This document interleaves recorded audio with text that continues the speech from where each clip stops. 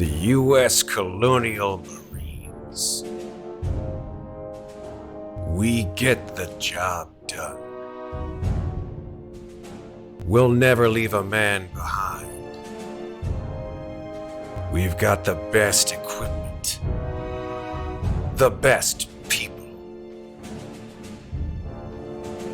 And we'll go to the furthest edges of the galaxy to show up and get shit done. It's not just the ships or the places you'll go or the enemies you'll defeat.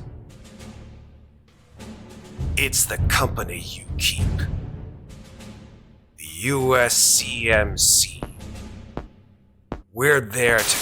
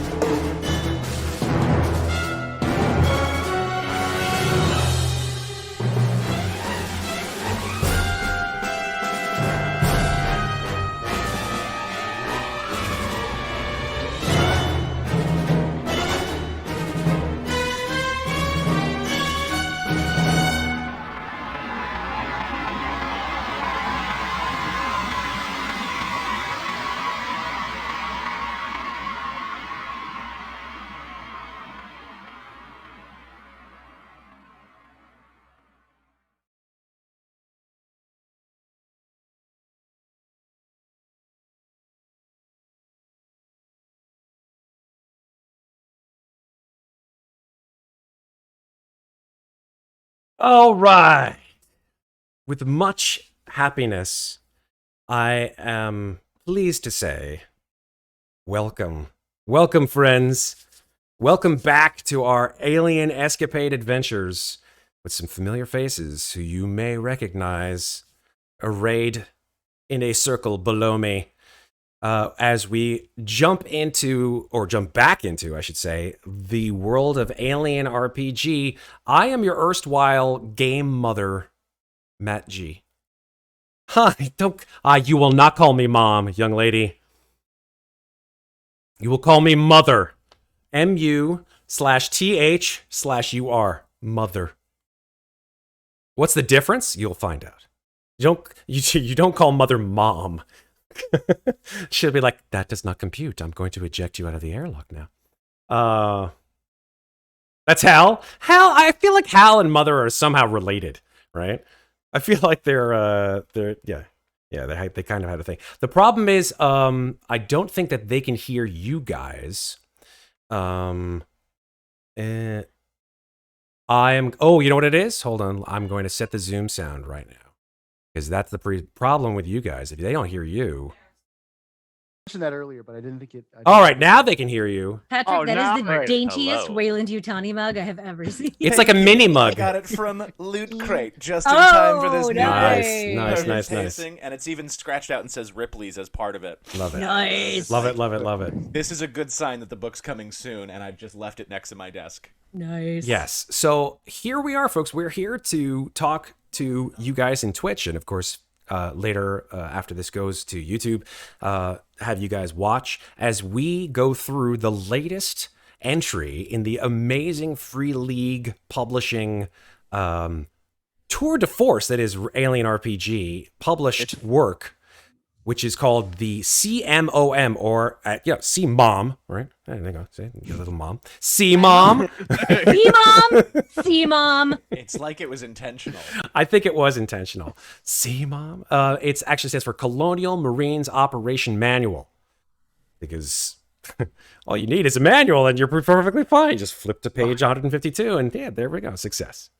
Should take cover first.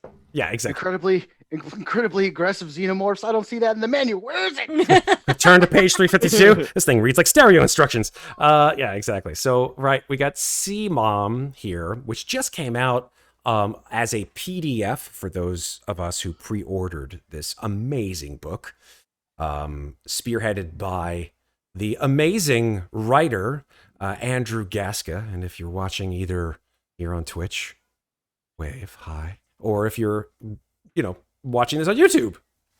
Super duper. Your work is amazing. And I think how much work went into this because everybody's just gushing over it.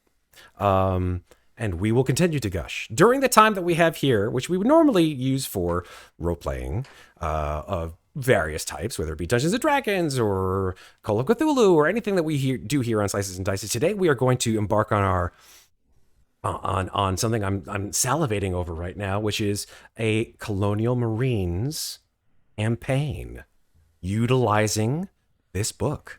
So I'm psyched. I know that everyone else here who we've brought back, in case you weren't sick of them, are psyched to do this. And, we'll keep on keeping on, as they say. So before we go anywhere, I'm going to introduce or reintroduce, for those of us who remember, all of these folks. And then we're going to do what we've come here to do, which is to make some Marines for our campaign. And we'll go through this together because I think making characters in AlienRPG is actually pretty textbook. Literally, you take the core rule book and make your characters from it if you wanted to use it in like a one shot or a scenario, or in this case a campaign, right? But there are very specific rules that deviate from the core rule book when making Marines, and we'll get into that soon. So I think it's important that you all go along this journey with us, shall you? If you have any questions, throw them into chat, and we'll get to answering them as best we can. But all of these folks around me will all make their own individual Marines, which they will use in this campaign. But before we do that, let's go ahead and introduce them, starting with this dude right over here, James. Say hi, James. Tell us where we can find you on the internet. You can usually find me on my Twitter at IronWolf616, and I post random stuff, whether it be models or video game stuff. It's good fun. Come on by if you want to see something. But there it is, and there she goes. Thank you, James. Moving down clockwise, let's hit Jonathan. Jonathan, where can people find you on the internet?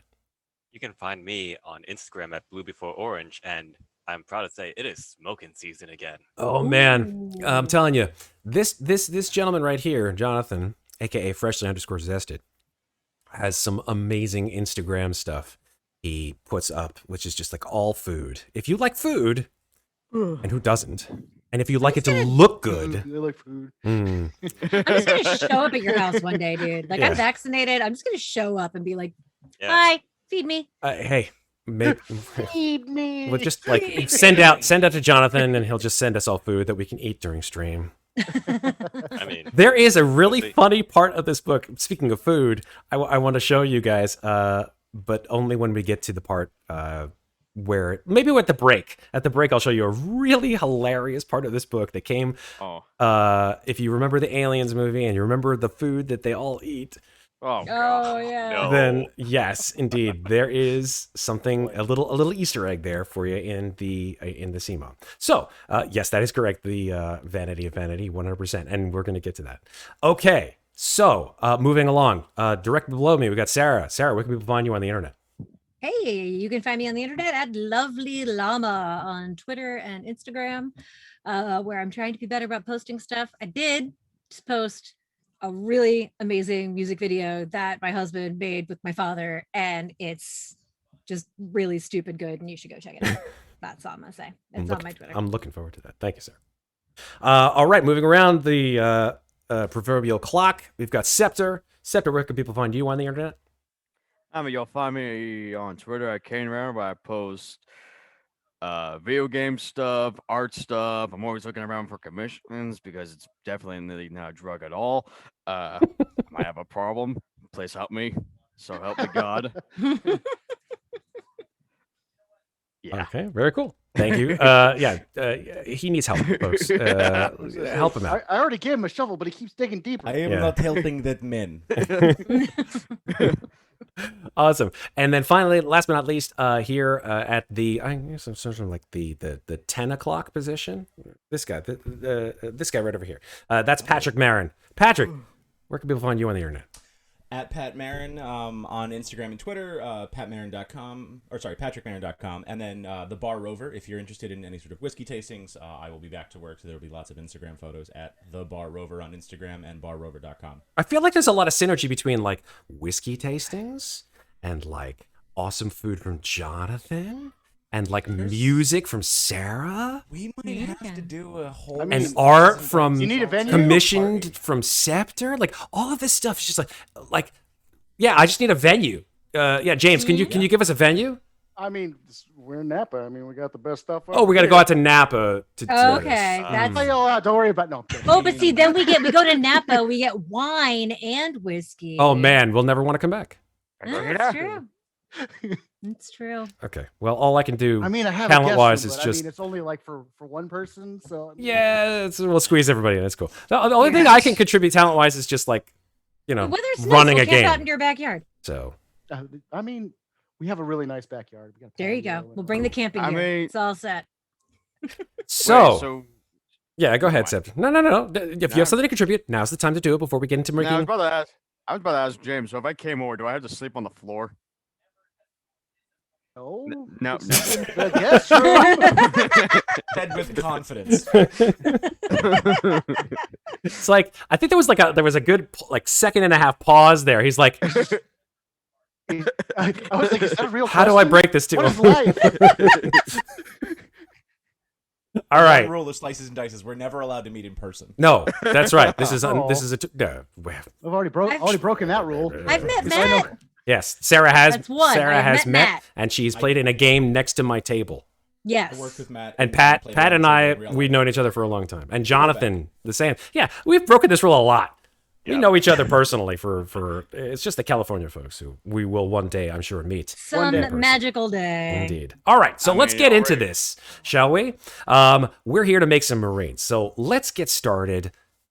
You are all hereby invited to Roll20, where we will be making these Marines in our lovely Roll20 window alongside the PDF of the Colonial Marines Operations Manual, which I've supplied a certain portion of to our players so that they can take a look at it, take a gander at it. Some people have like gone like really like I'm looking through this thing and some people have just sort of cursorily, is that a word? Cursorily? They gave it a glance. They were like, whatever, I'll look at it tomorrow. And that's totally cool because we're going to go through this together and learn as we go. So here we go. Let me move everybody to the screen. And time to learn. yes, this is all about learning today. We're Learning. learning. The Reading is ABCs? fundamental. Reading is fundamental. All right. So where do we start? Everybody loves a puppet. Okay. Here's the yeah. All right. So when we make Marines, first of all, let me start with the structure of the book itself. The book is detailed into how many are? Yeah, 10 sections. Of those sections, you guys have access to 5 of them. 1, 2, 3, 4, and 5. And everything after that is Yes. game mother only. I'm playing it on Sandy. Tell Richard to back off. Ladies and gentlemen, just so you know, Scepter has a roommate who does not understand. I am so sorry. I thought. Yeah, no, we can hear you and Richard whole thing. very clearly. It's great. Yeah. There's this little button that says mute on it.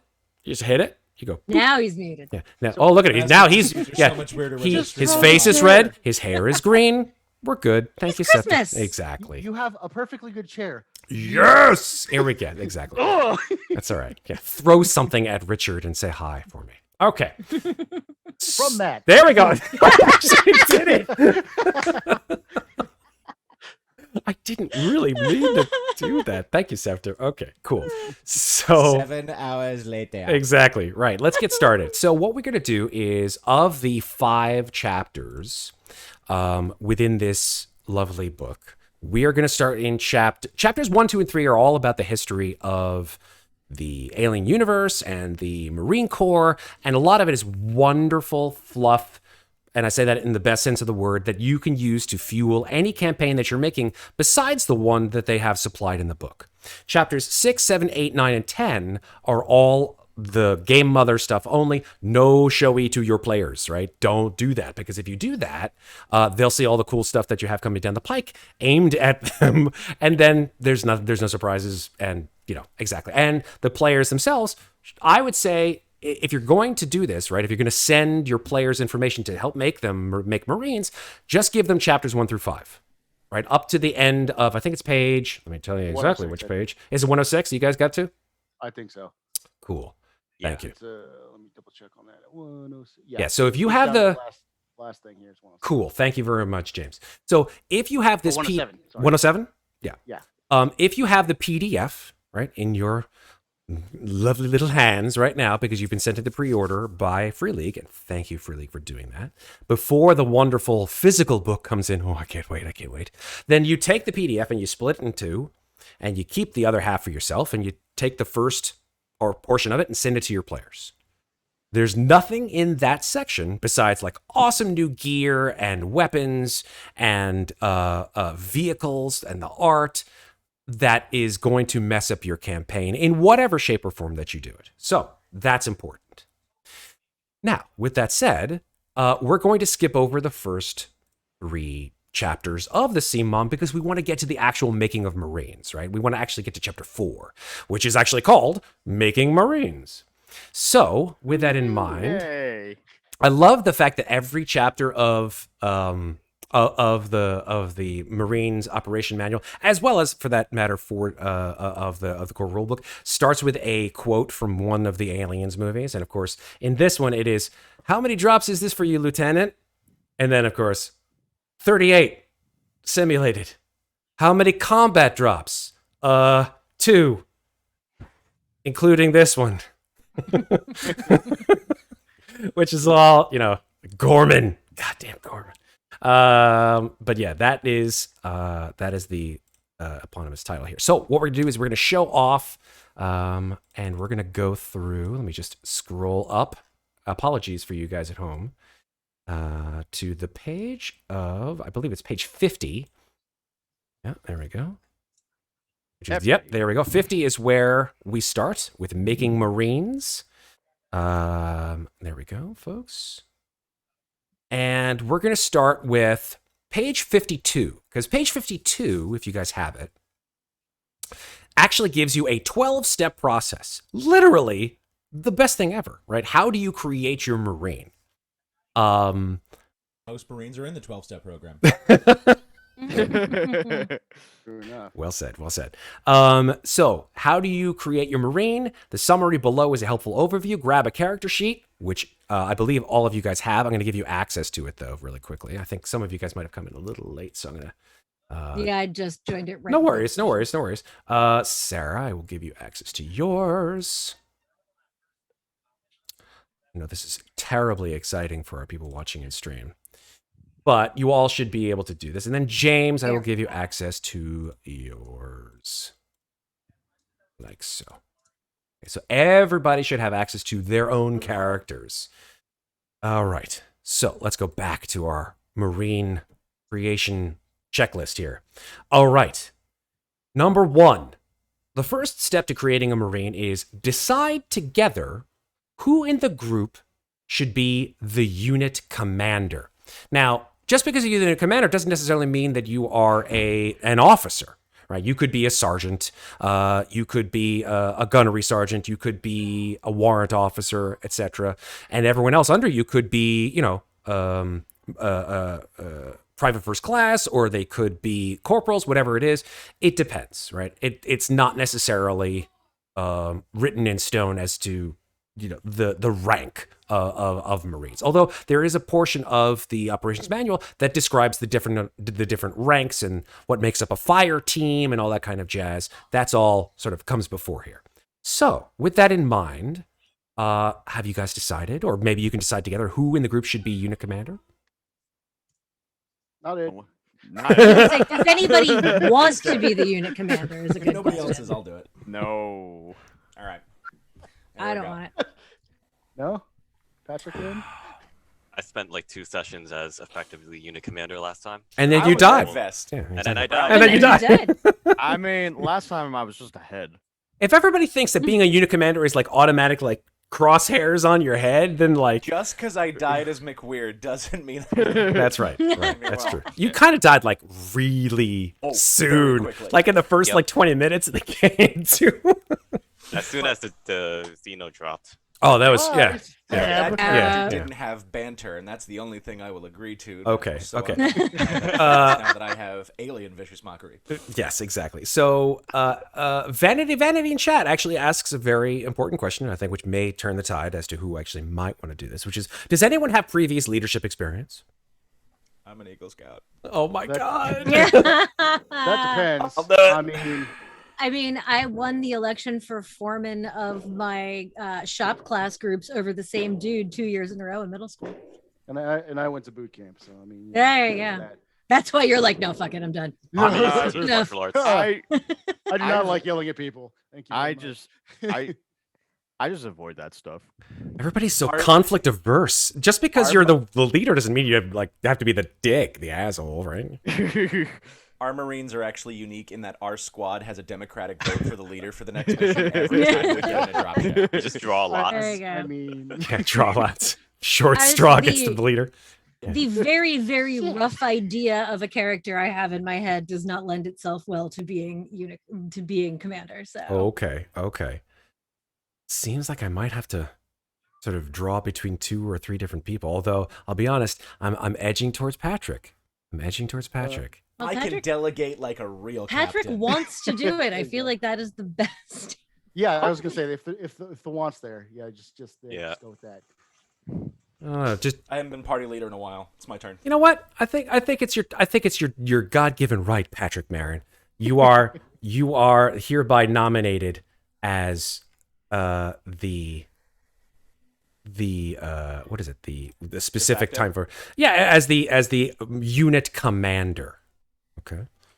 So free Congratulations. drinks on the commander, right? Yes, free drinks on the commander. That's what I'm There hearing. you go. As commander, I will grow a full beard, I will play jazz, and I will straddle a chair the wide way Oh around. my God. That's what I'm supposed to do. There you go. Oh man. So Okay. When I Signed up for the die, Marines. you guys can just beat me up as the newbie on the team. Exactly. All right, so that's step 1. Step 2. This is the difference between Marines as created in the core rulebook and Marines as created in the Colonial Marines Operations Manual. Now, when the PDF dropped and everybody was sort of slathering and just must read, must ingest all information about how to make a Marine. Whoa, okay, this is different because the rules for making Marines here in the Colonial Marines Operations Manual suggest different statistics, I should say, or abilities than making ones in the core rulebook. And I'll tell you why in a second. But the first thing that we're going to do to differentiate our Marine as made by the Operations Manual versus the core rulebook is number 2, which is choose your MOS, which stands for Military Occupational Specialty. What is that? Well, Acronyms are awesome. I know. Yeah. Your MOS or MOS. I don't know which is better, MOS or MOS. What's your MOS? Yeah, I think that one sounds good. MOS or MOS? I think MOS sounds a little bit more MOS. MOS. Yeah. What is Yeah. your major MOS, soldiers? I don't even know. Oof. All right. So, what is an MOS? Let's find out. An MOS is designated on page 54, which, as they have stated here, determines what you do in the Corps, right? It's what separates a rifleman from a combat medic, from a smart gunner, to, a dropship crew chief, all of these things which they've stated as such, depending. The selections of MOSs you can find on page, starting on page 55. So we have the following. I'm just going to list them. AFV Marine. I'll just speak it. If you guys in chat can't see this, or in YouTube you can't see because it's too small, I'll just narrate. AFV Marine. When the squad gets itself in the shit, you are the one who has to come bail them out. You are part of a crew of a Marine armored fighting vehicle, AFV. such as an APC or tank. Whether driver or gunner, you share responsibility for your vehicle's maintenance and repair. So that's the first one. The second one is Assault Marine, Breacher. Remember Dante? Dante was a breacher. You are a combat specialist trained for both major assaults and urban pacification. For crowd control, you carry stun batons, riot shields, and rubber U-1 ammo to subdue targets. You also use a big fucking rocket launcher to knock on doors. You are often paired with a Comtech Marine for the ultimate in badassery. Take notes, folks. Whoever wants to be a breacher, I can't wait. Okay, third one, Automatic Rifleman, Smart Gunner. Smart Gunners are a breed apart. The M56A2 Smart Gun's servo mount may keep it steady, but it takes muscle to withstand the kickback and stay on target. You are tough and dedicated to your role as an ass kicker in battlefield fire support. Your buddies flush out the bad guys, and you blow them away. Okay, then we've got Comtech Marine. It's a modern battlefield. That means remote-driven dropships, robot sentry guns, computer-controlled bombs, and worse. You are a Comtech Marine, the squad's tech spec, skilled with computer systems, radios, diagnostic, and hacking devices. Comtechs are essential to any squad and play a significant role in Assault Marine and CBRN specialist fire teams. I think in the movies, Hudson was a Comtech Marine, if I remember correctly. As he is the first person that Apone immediately turns to and says, Hudson, run a bypass, right? He's the guy who comes in there with the gear and hacks the door and in and out. He's also the person who looks at the map and is able to sort of finagle his way around electronics. CBRN specialist, right? This was our friend Mason in the last game. You are trained to assess, contain, and quarantine chemical, biological, radiological, and nuclear threats. Part field scientist, part rifleman. You're all Marine. Whether it's a dirty bomb, viral outbreak, or some chemical that melts people's faces off, you're the one without tools who's cool enough to hold their breath and handle it. All right. And then we've got Dedicated Marksman. You are a sniper. You wear a camouflage ghillie suit, blend into the background, and pick off enemy soldiers at long range with your M42A scope rifle. Most platoons employ 1 or 2 dedicated marksmen and their spotters. If you remember right, before she got unfortunately offed by our friend Happy Alien in the hospital, she was a dedicated marksman. Dropship Crew Chief. You are the backseat crewman of a dropship or gunship. On the ground, you carry out maintenance, run pre-flight checks, and handle loading and unloading. In flight, you provide sensor and navigational data to the pilot and operate the weapons systems. The pilot might make the ship fly, but you make it go boom. In this case, I think the reference point is, again, the movie Aliens. It is not the pilot. It is... Spunkmeyer.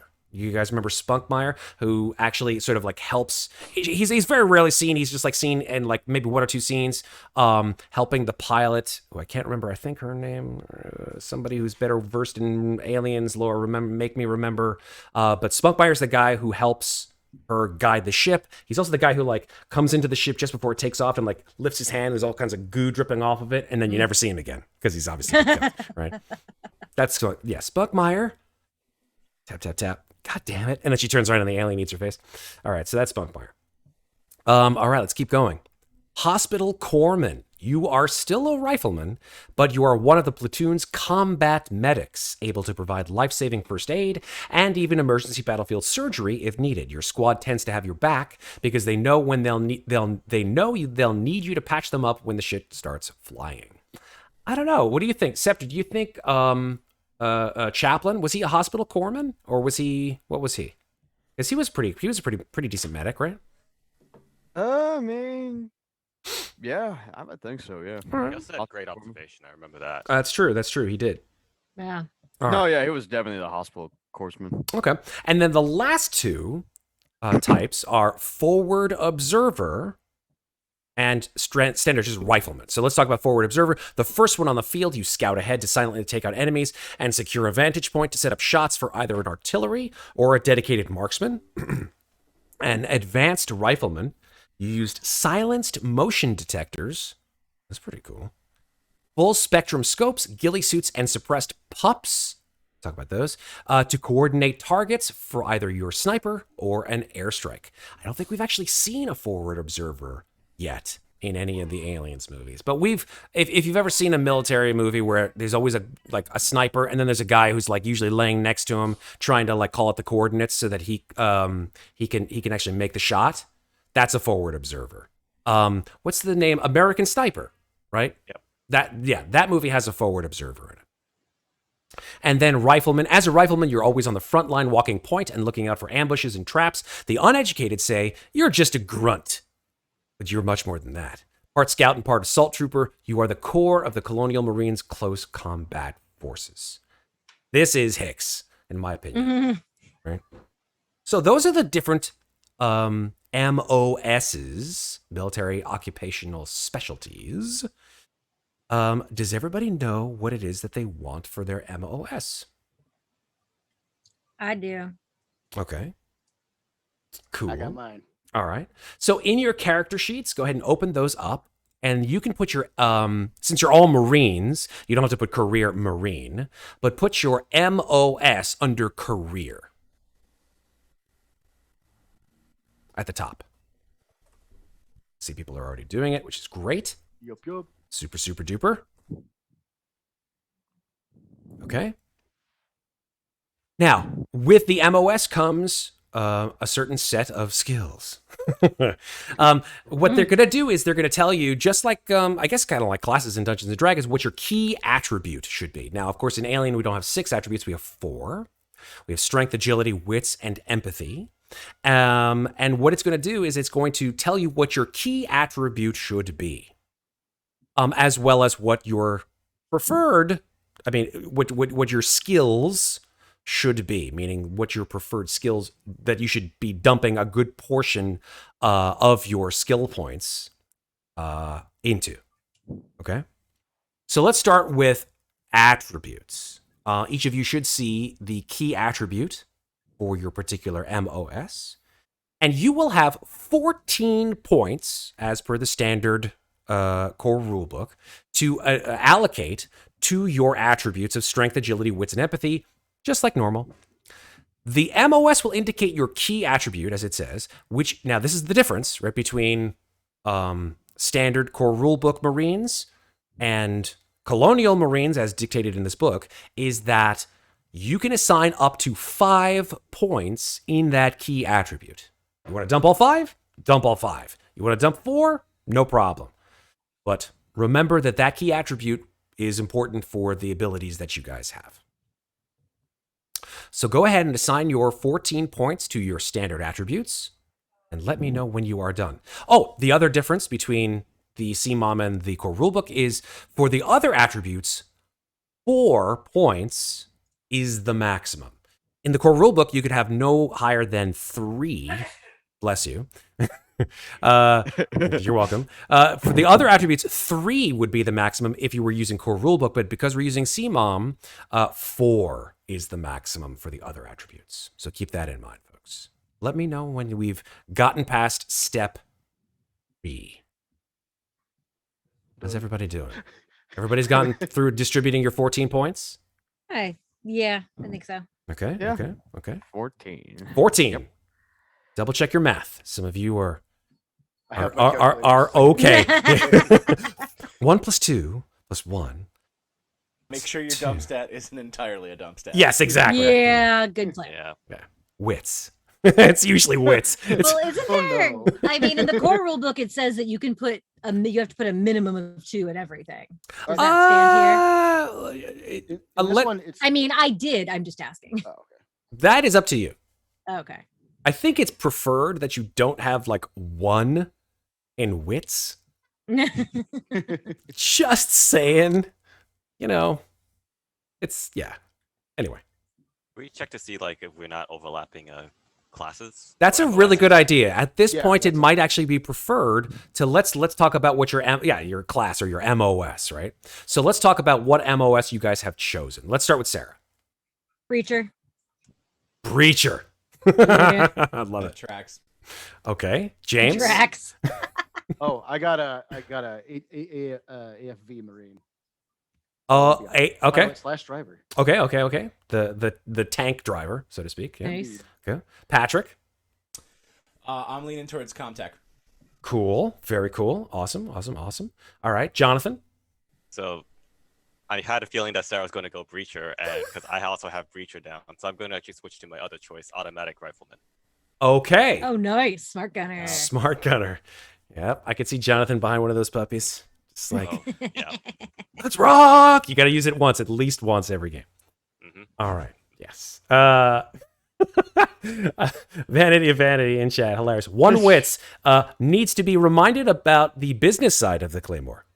Yes. Yes, that is 100% correct, Vanity. Oof. Good job. Okay, and then Scepter. Dedicated marksman. Ooh, the sniper. Nice. I think, you know what? I know the reason why Scepter wants to be the sniper. So It's he because, doesn't get blown up. yes, he's taking revenge on me from the last game where, like, a sniper took out, like, half of his whole body. And then he was just carted around like fucking C-3PO Hey, the whole rest of listen, the game. So cinematic. And even when I was being carried around, I still got my body blown up regardless. He's on the roof. No, I'm- Well, I mean, My at best least, joke. at least you ended ahead of the game. Hey. James, you Yeah. know, that dad joke, that's my territory, buddy. So you just gotta, like, leave that shit alone. Actually, Sorry. oh, sorry, you can take it back. Don't get ahead of yourself, all right? So, come on. Oh, honestly. jeez. Oh, God. All right, I redeemed myself. All right, so here we go. So everybody has had their attributes put into their things now, yeah? All right, next step. Thank you, by the way, for whoever suggested that we should coordinate. All right. Well, we have 5 people. We have 5 breachers. Let's 5. just go blow some shit up, Everyone guys. in here. Or, yeah. Wait, you guys see that over there? That the xenomorph waiting off in the distance. All right, everybody, target, fire. I think it'd be hilarious if it was like five HFVs, right? 5 tank drivers, and everyone's like, "I want to drive the tank, but I want to drive the tank." How you drove the tank the last time? I got to drive the tank. Okay, that's fine. All Well, I right, mean, if we were just specifically in a tank the whole time, that might actually work to our that's true. There will unfortunately be missions that you will be outside of a tank. I am sorry to say. Dang. It just becomes Fast and the Furious. in space. Well, We're a family, John. We're a family. Hey, guys, you ever seen a tank drift before? Well, you're about my to. God. Wait, no. This is Alien. This is not Fast and Furious. Listen, I Oh, play Along the building. I mean, I play enough vehicles where I try to force vehicles inside buildings. No. Okay. that's why I stopped playing That's Arkham why Knight I'm because the I drove the pilot. Batmobile into a shopping mall and I couldn't get it out again. Oh, Yeah. I know exactly what you're talking about. Hate All that right. section. All right, so we've done with step 3. We're on step 4, which is distribute 10 points amongst your skills. Now, again, with the MOS, it gives you the primary skills that you should be looking to put some points into, but that doesn't necessarily mean that you should not put skills in other things. The key thing is to remember to liberally sprinkle your points around for things that you think that you may need. The key thing is that you must allocate at least 1 skill point each, and this comes from CMOM, to close combat, stamina, ranged combat, mobility, and the skills listed by your MOS. I'll say that again. You guys are Marines. There are skills that you may not necessarily be awesome in, but these are the skills that you are, which is close combat, stamina, ranged combat, mobility, and the skills listed by your MOS. Basic training, you know. Exactly. That's the difference between the CMOM and the core rulebook, is that you guys have the ability to up skills to a certain point. For example, your MOS skills, you can go all the way up to 4 on, Ooh. which is different from core rulebook. For non-MOS skills, you can go up to 3 at starting You level. also only have 10 points to allocate, which is That is So true. really, That is so true. really, you only have since there's 4 skills you have to put points in, so you really only have 6. I only have 2 skills I have to put points in. Some people, depending on the Oh, MOS, you may have I think everybody has 2. Yeah, 1, 2, 1, 2. Yeah, Yeah, you that have too. you should have 2 skills to your MOS, and then the other 4, which are required to have at least 1 point in. All right, so I'll give you guys some time for that. Already done. Oh, okay. Or James. I think I'm done. Just like right? I'm taking notes and reading as we're going here. Mm. The great thing about character creation in Alien RPG is that it's quick. Why is it quick? Because you're going to be making a lot of them. Yeah. That's fair. You got a backup Survival character? manipulation. Yes, I do. Do you have a backup character for your backup character? Yes, I do. Do you have a backup character for your backup character for your backup character? Listen, if I die more than twice, you're just getting Iona. This is a She's coming back. It's like, yeah, call her in. Yeah, yeah, we need her now. All right, let's go.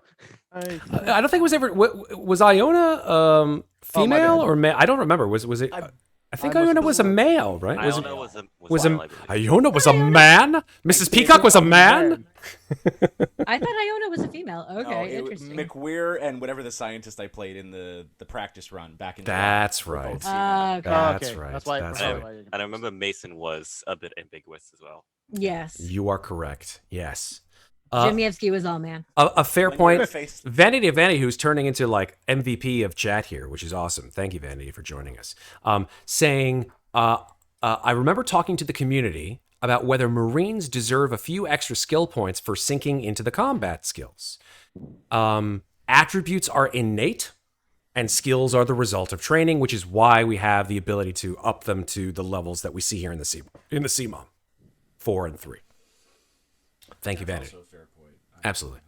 That does change some skill allocation. Yeah. So let me know when you guys are all done, and we will move on to the next step. Don't make me play the Jeopardy theme song. I'm done. Super. I'm done. 2. Might change my mind later, but I'm done for now. No worries. Remember, this is starting, right? This is starting level stuff. Yeah, like we're basically level 1 right now. Yeah. Yeah. Or yeah. like level 0. But yeah, I mean, comparatively to like, your average, space trucker / colonist / whatever, CMOMs, or I should say CMOMs Marines, have a higher degree of potential survivability just from their gear and or training, right? So, but heck, I mean, Ripley, and for that matter, Newt, as they said, Newt survived 3 months with no armor and no training. Why did you put her in charge? All right, so sorry. Sorry. All right, has everybody done? Anybody still left? I'm not seeing anybody left. Fidgeting? Come on, Patrick, you're in charge. Make a decision, goddammit. That's why it's important. If I'm gonna die, I want me to die, not the whole team. No, I'm good. Okay, you're good? Super. All right, super. Let's move on to step 5. Choose your MOS talent. Okay, now as we remember, in Alien, y'all get a cool-ass talent. At least to start with, you get 1. As things progress and as the campaign goes on, you may get a second talent.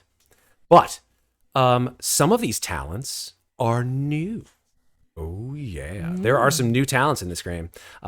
So choose one of the talents listed for your MOS. If you don't remember what the talents are, that's okay, because I have descriptions of all the talents. And if you don't remember what they are, that's we can help just divvy them out. I do not remember. Remind me any of what these. bypass and remote are. Okay. Are they in? They're not in this book. So some of the new talents are in the book. The Oh, I've got the older, core book up, if though. the, yes, There we go. exactly. The older talents are still resident in the core rule book, which is okay. Like some of them, here we go. Banter, right? Banter, we know and love that one. Overkill, that's another one. Yeah. Overkill, it allows you to just keep firing until everybody's basically dead, so to speak.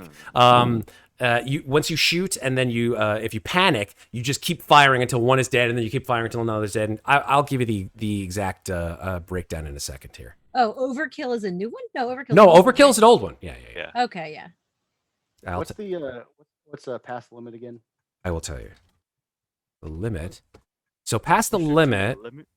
Keep it to the limit. Past the limit is when the going gets tough, the tough get going, and you're the toughest badass around. You can push any skill roll based on strength twice, not just once like other characters. But each push increases your stress level by 1. Overkill, who was Scepter. You don't run and hide when the going gets tough. Instead of panicking in the face of mortal danger, you can turn your fear into aggression and use it as a weapon against your enemy. You can trigger the overkill effect when you make a panic roll. So the overkill effect is, as per this particular talent, here, well, I'm going to give it to you. Okay. I think what we described, right, where you just basically go on a killing spree, essentially. Yeah, because it just says when you make a panic roll, see page 104, but it Yeah. doesn't actually tell you what. In the core rulebook on page 104, it says the overkill talent lets you replace the effect of a panic roll of 11 or higher by the overkill effect, which I think is a great name for like a Tom Clancy book. What about killer? Let me go through overkill, and then killer is brand new, so we'll go through that in a second. When triggering overkill, you must immediately attack your enemies, and you won't stop until you or all enemies in sight are broken.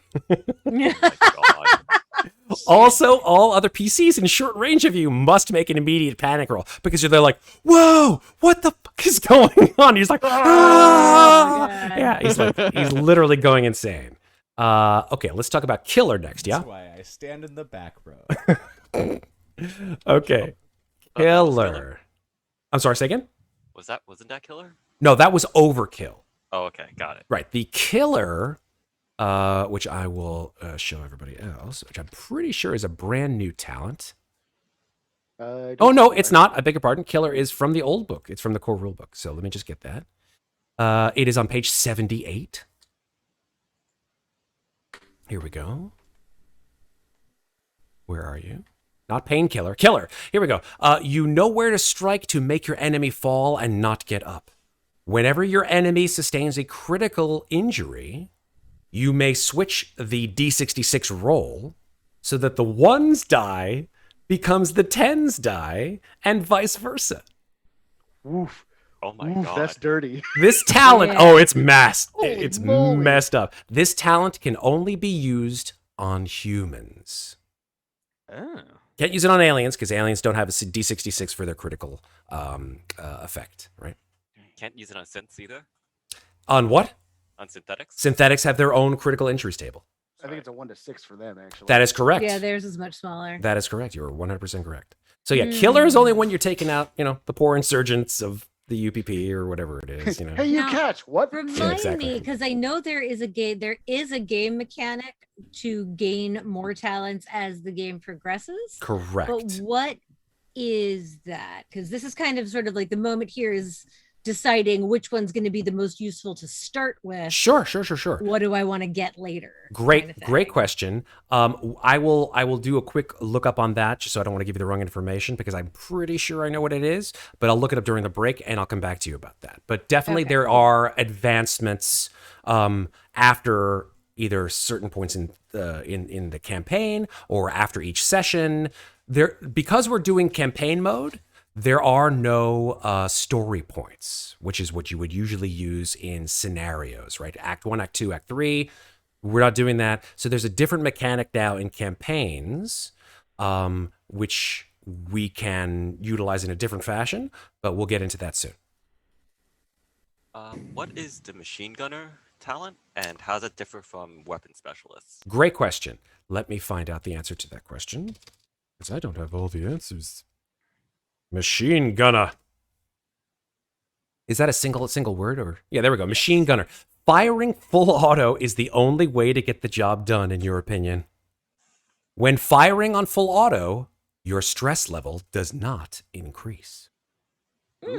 That is very useful if you want to go full auto, because as we all know, if you choose to use a weapon on full auto, your stress level goes up, right?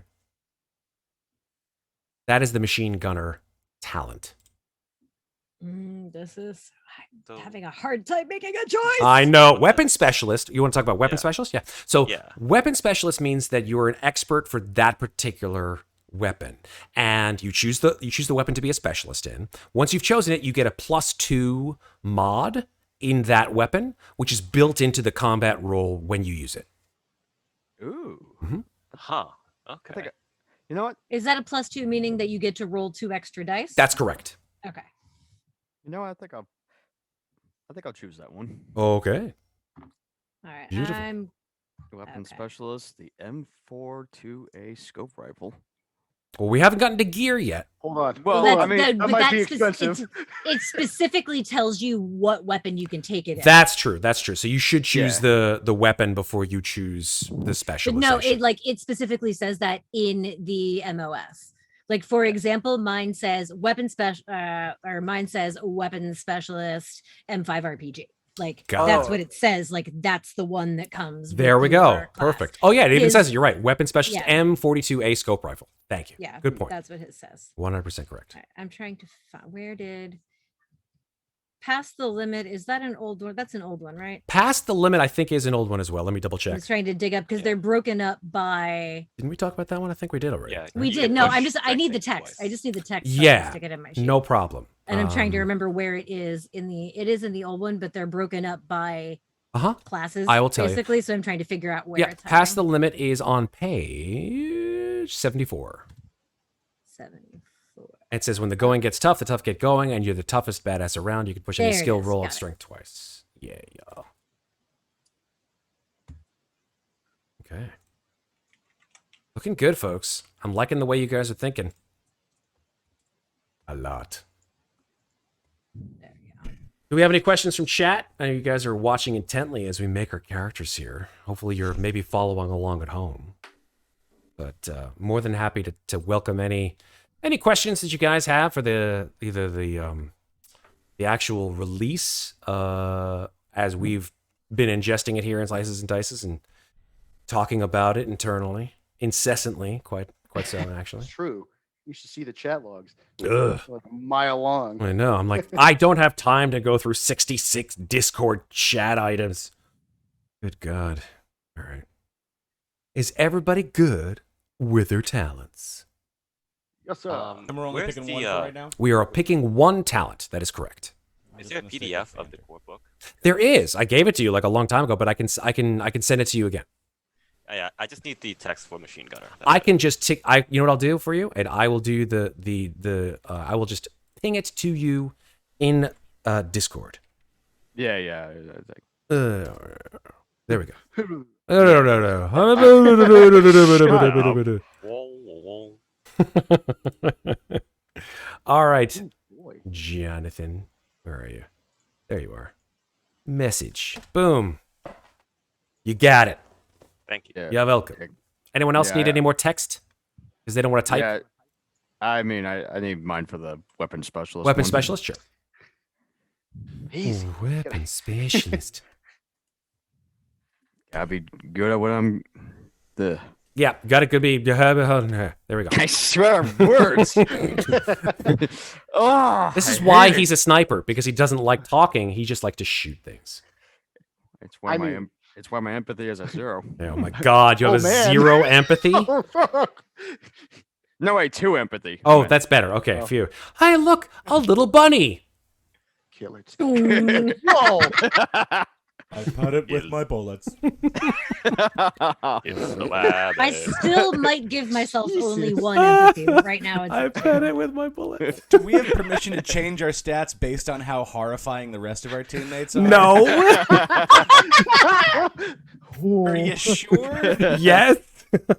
Please? It doesn't make sense. Why would I be more empathetic if someone is a dick? Less empathetic. Jesus. There is that, yeah.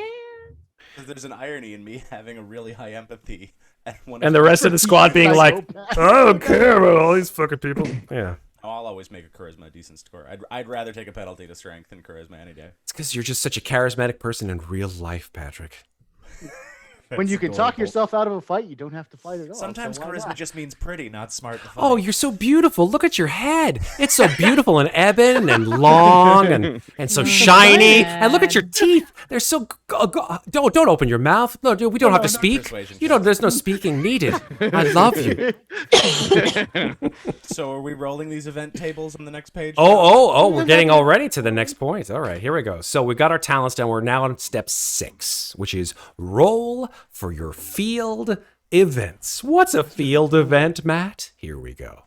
Field events, as dictated to us starting on page 57, are this is your backstory, right? This is your background. These are the things that made you a Marine. As they say, your formative experiences that will impact your lives or career. Make a note of these events. They become an important part of your Marine's backstory. So, it says, for a normal enlisted Marine, which is all of you guys, just roll once on table A. That's if you want to. You can also just, I'd say, just choose it if you'd like. One in this enormous table of 1, 2, 3, 4. Like, there's like 12 or 13 different potential events here. So the question is, do you want to roll or do you want to choose? I already know what I want. Okay, so it looks like we've got at least one person who wants to choose their event.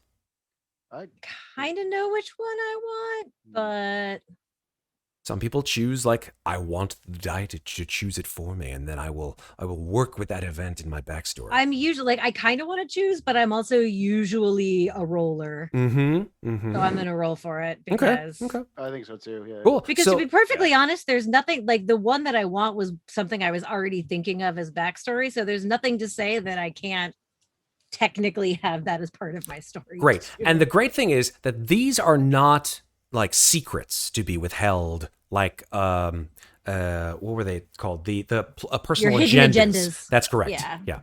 So these are not secrets. Personal agendas, of course, will come into play at certain points during the campaign. But at this point in time, you can roll on your character sheet by hitting that D66 button at the top, and we'll see what you get. Question: Ooh, as the commander of the team, do I pick from the enlisted or the NCO? So, great question. You are not an. It depends if you want to be an officer, right? If you are a non-commissioned officer, aka sergeant, right, lieutenant. Actually, lieutenants are commissioned officers, so I think in this case it would be a sergeant, right? It depends on your rank, whatever you want to be, right?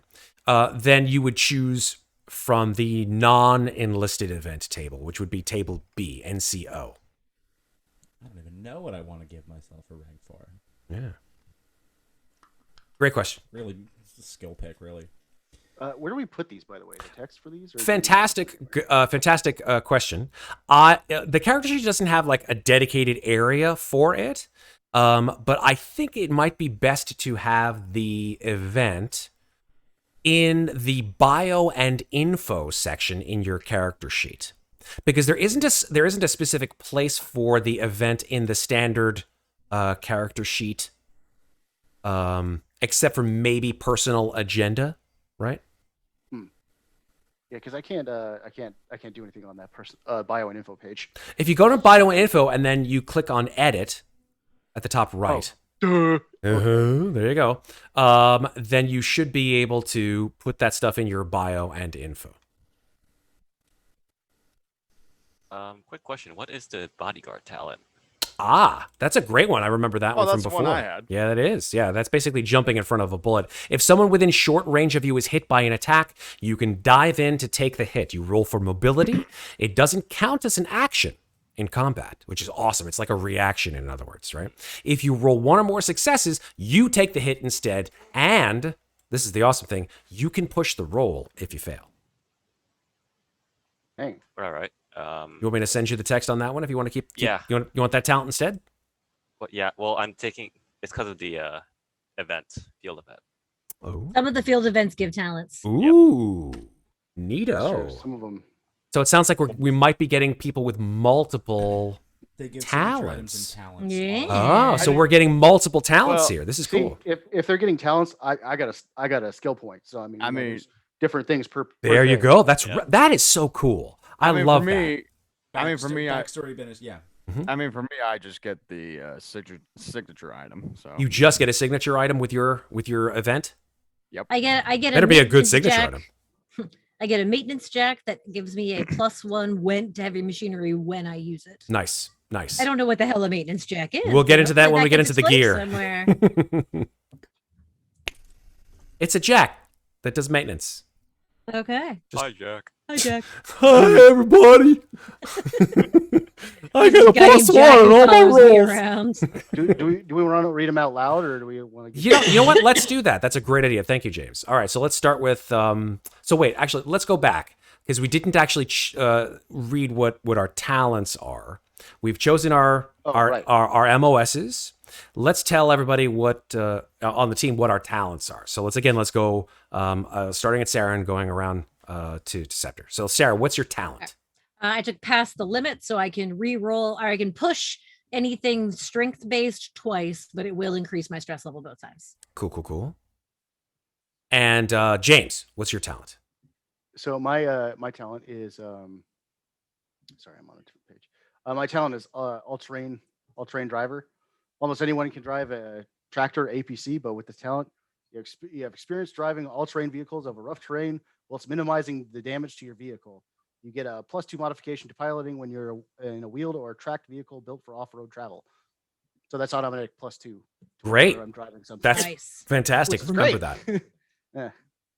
Super. I wish Ripley had that talent. All right, moving down. Patrick, what do you got? I'm Talent. taking banter. Yeah. As always. His favorite. Not as always. It's good. It's because I died so much in the first game, and it helped me in the survive the second game. It helps with the stress. It does help with the stress. Yeah. I think as a team leader, easiest character for me to slip shoes on every time we come back to this campaign is probably going to be the smart safe move. But now Okay. I'm trying to think about an event table choice that is totally not that. I'm with you.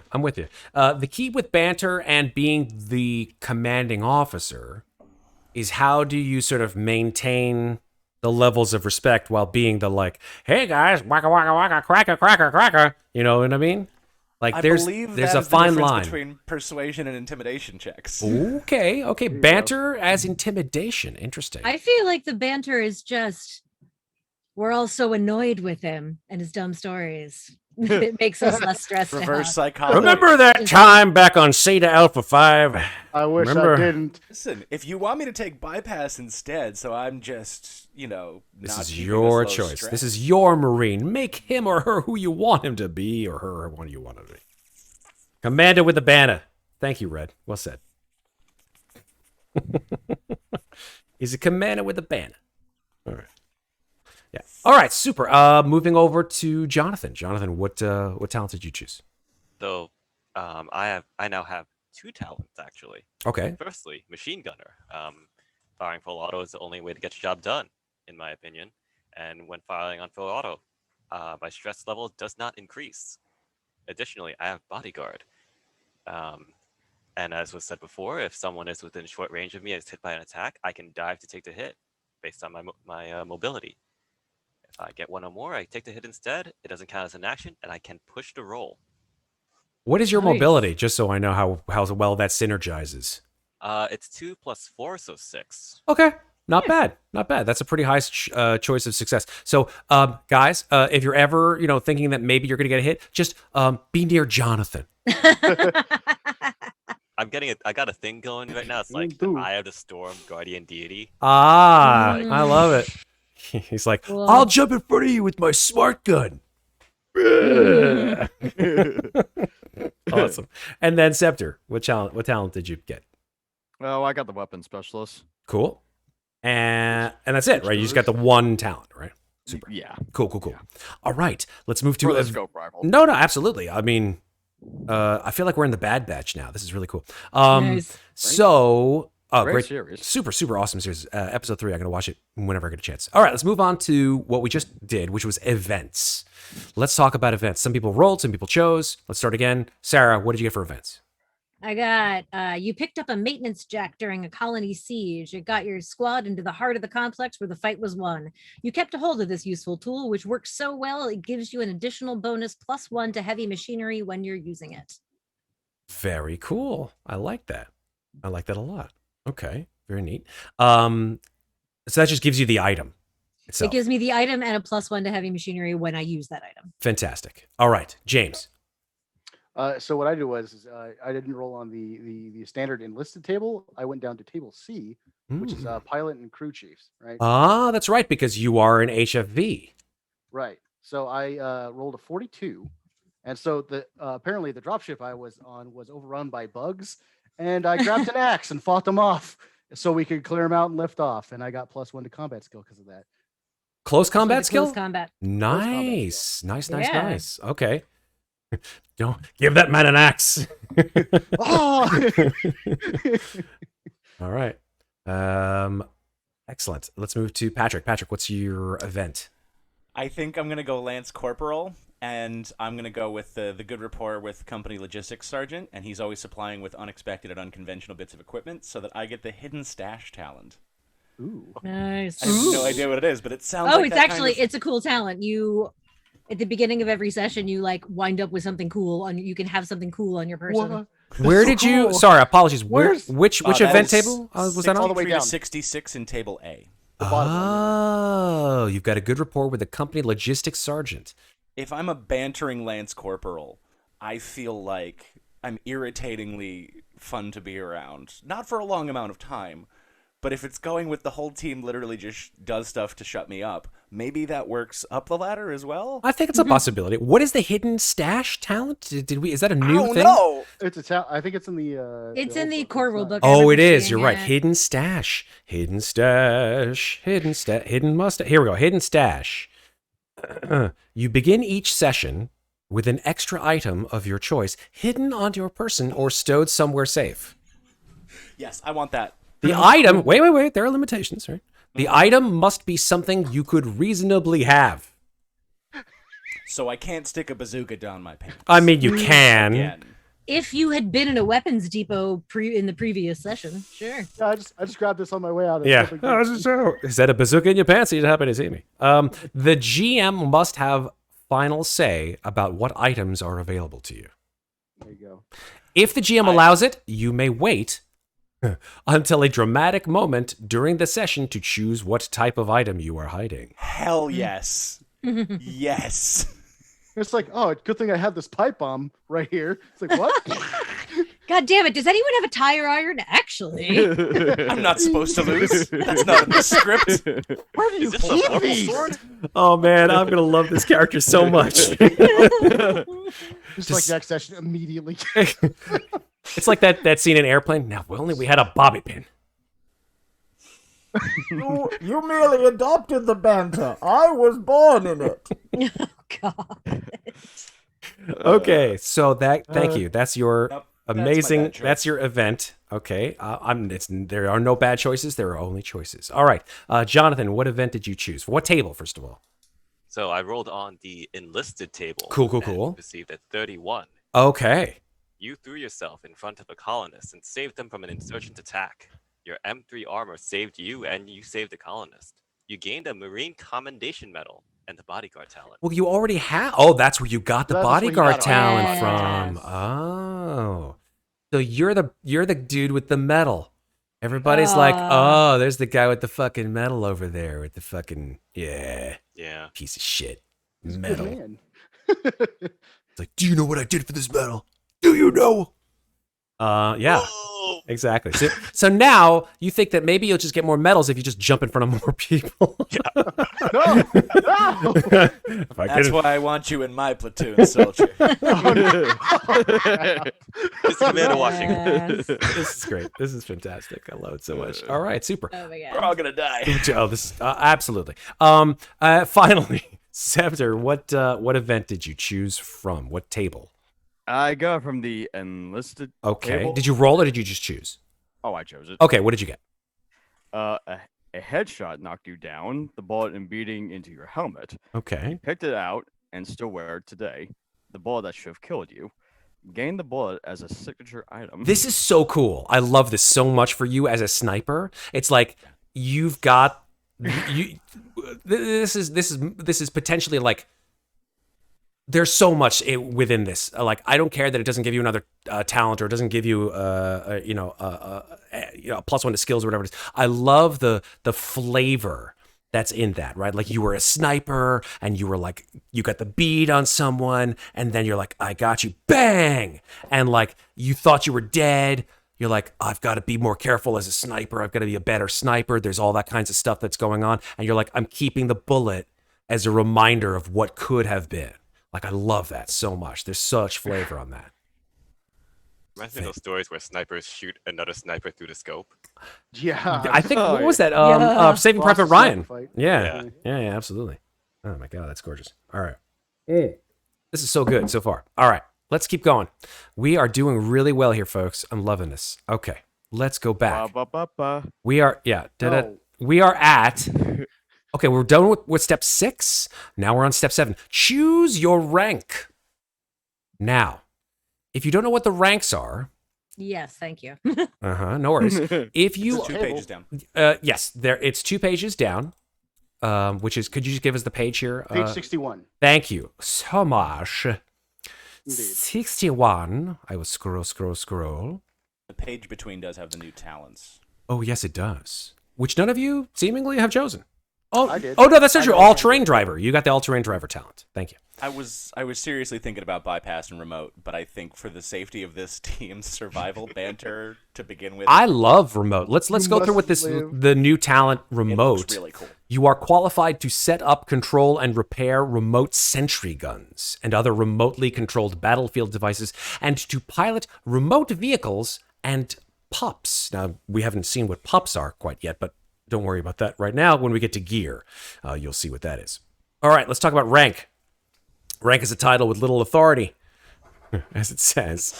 As explained in Forget the Chain of Command on page 119, the player characters decide their own fate. Rank is often associated with a Marine's role or position within the platoon. When creating your character, simply choose a rank that fits your MOS and position from the table on the right. Most enlisted Marines will be privates or PFCs, and your unit commander will typically be a corporal or a sergeant. Higher ranks are rare for PCs. I agree.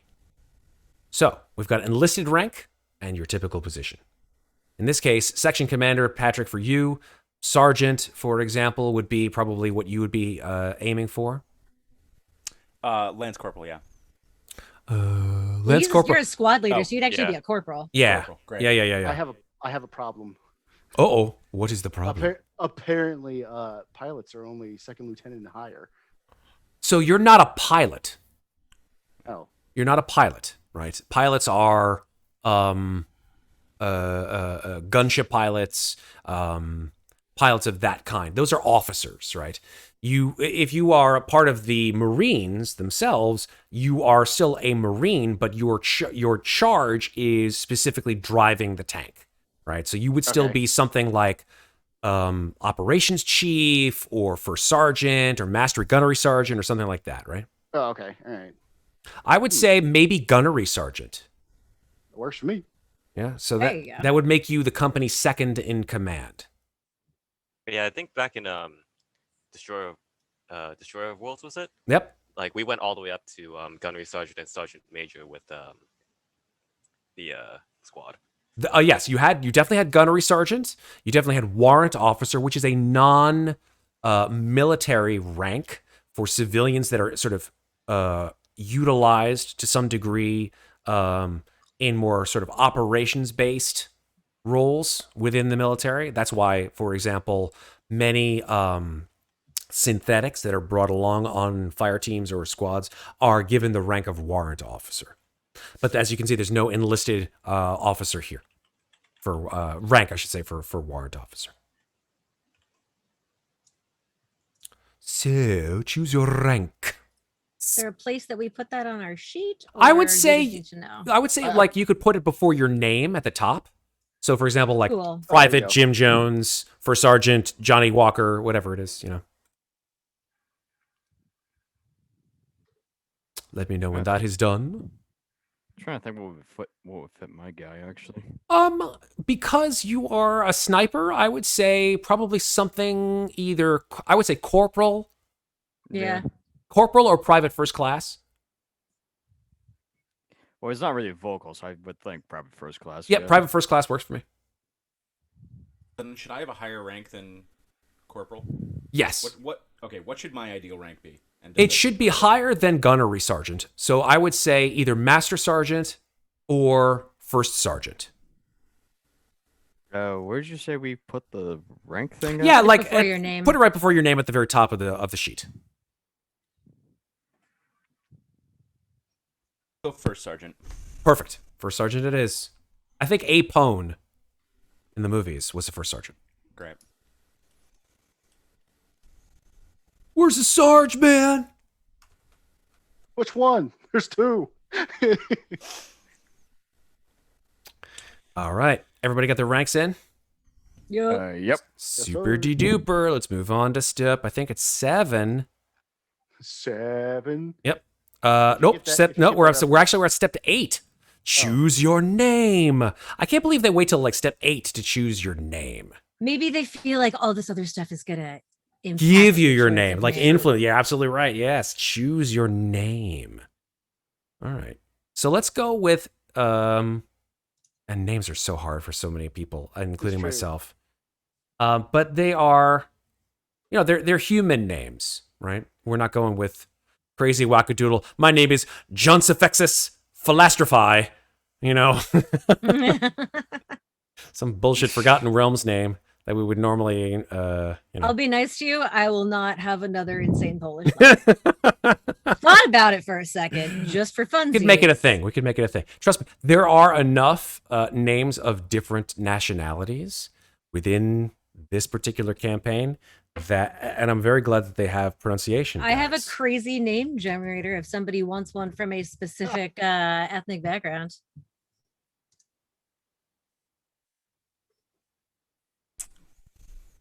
See a lot of brain usage here. It's- Yeah, exactly. Anybody need a first or last name? Chet Hardbody, says the Stair Dweller. Yep, good job. 100% Stair. Thank you, Stair. Can we get a nickname? Is that a thing? Of course, of course. I'm playing a Okay, cool. himbo named Chet Hardbody, who's just so dumb everyone does what he says. Yep, 100%. Yeah, that's how you got where you are in the Marines. You've just you. I can't even say it. I'm not even. You're just a Chet Hardbody. So dumb. But I think it's indicative of the kind of Marines that you've seen in the movies and the video games and the graphic novels and stuff like that. They all had, no one was like Chester Wintweather III, right? Everybody was like, people were like, yeah, like usually like maybe at the most 3, maybe 4 syllables. If you're like, let's go through the Marines from Aliens, right? We had Hudson, Hicks, Vasquez, Gorman, Apone, Wierzbowski. Right, that was the 3-syllable name. Dietrich, Crow, Frost. Right, these are easily said names. Bang, bang, boom, boom, boom, boom, boom. Right.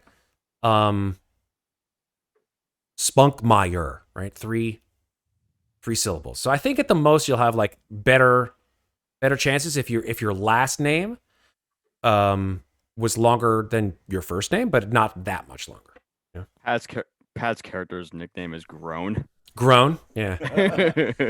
Listen, nicknames in this troop are earned. They are not chosen. That by is the man correct. himself. 100%. Or woman. Indeed. I think I already got my name in. All I got right. mine. All right. Name All right. and Yeah, last don't name. double check and make sure they're okay. Yeah, don't go like my nickname is. Farty McFartface. Yeah, exactly. Thank you. Keep it PG. Yeah. I mean, that is pretty PG. but- Yeah, farty. Yeah. All right. So since we have ranks and we have names now, let's go opposite. This way, we're gonna go the opposite way. Jonathan, let's go with you first. What is your rank and name? Oh, you're muted, Jonathan. Oh no. Let's unmute you. Nope, I'm good. Okay. It was Private First Class Summers reporting in. First class Summers. Yep. Okay. Does private first class Summers have a first name? Haven't decided yet. Perfect. Because that would I get you 100%. So Summers, first class Summers, private Summers. Yep. Okay. Let's go Scepter. Scepter. Did you choose yours? I did though. Oh man, this is probably gonna confuse me and another player. Hmm. Winters?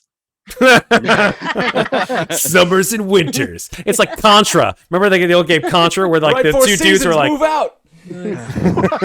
Oh man. No. So unfortunately, you don't get to choose the name of your squad because that's part and parcel of the story. But what is the name of your character's What's it? What's their rank and what's their name? Private First Class John Ryder. You sure he's not a porn star?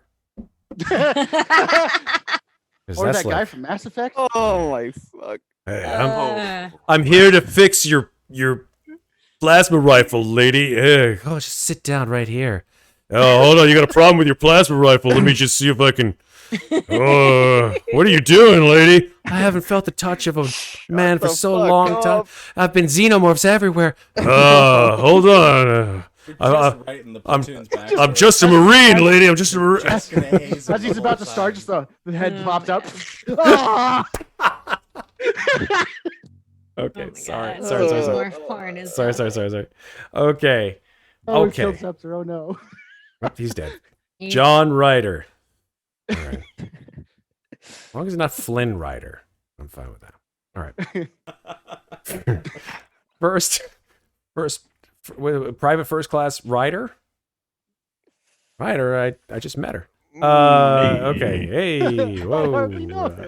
EFC pipe. Goodness gracious. Are you planning to pay for that space pizza, ma'am? Yes, thanks, Tanner. Oh, chat. You guys are cracking me up. All right, we're stopping. Aliens burnt away all my clothes. This is we're starting from a place of humor, but trust me, you guys are just gonna be like, by the all, yeah, All the laughs out now. absolutely. Please make a panic roll. Done. Yes, and you're like, Everyone make a panic roll. Oh. all right, so we got Summers, we got Ryder, and then we have Patrick. What is your rank and name? First Sergeant Grant McAuliffe. That's a cool name. I like that. McAuliffe. And I already dropped it in Zoom and Roll20. Awesome. When we come back from break, we'll have all of the names and stuff like that, and you guys can like choose icons and that before our first session, but that'll happen later. Cool. Awesome. All right, James. Gunnery Sergeant Duke Gregory, aka the Groose.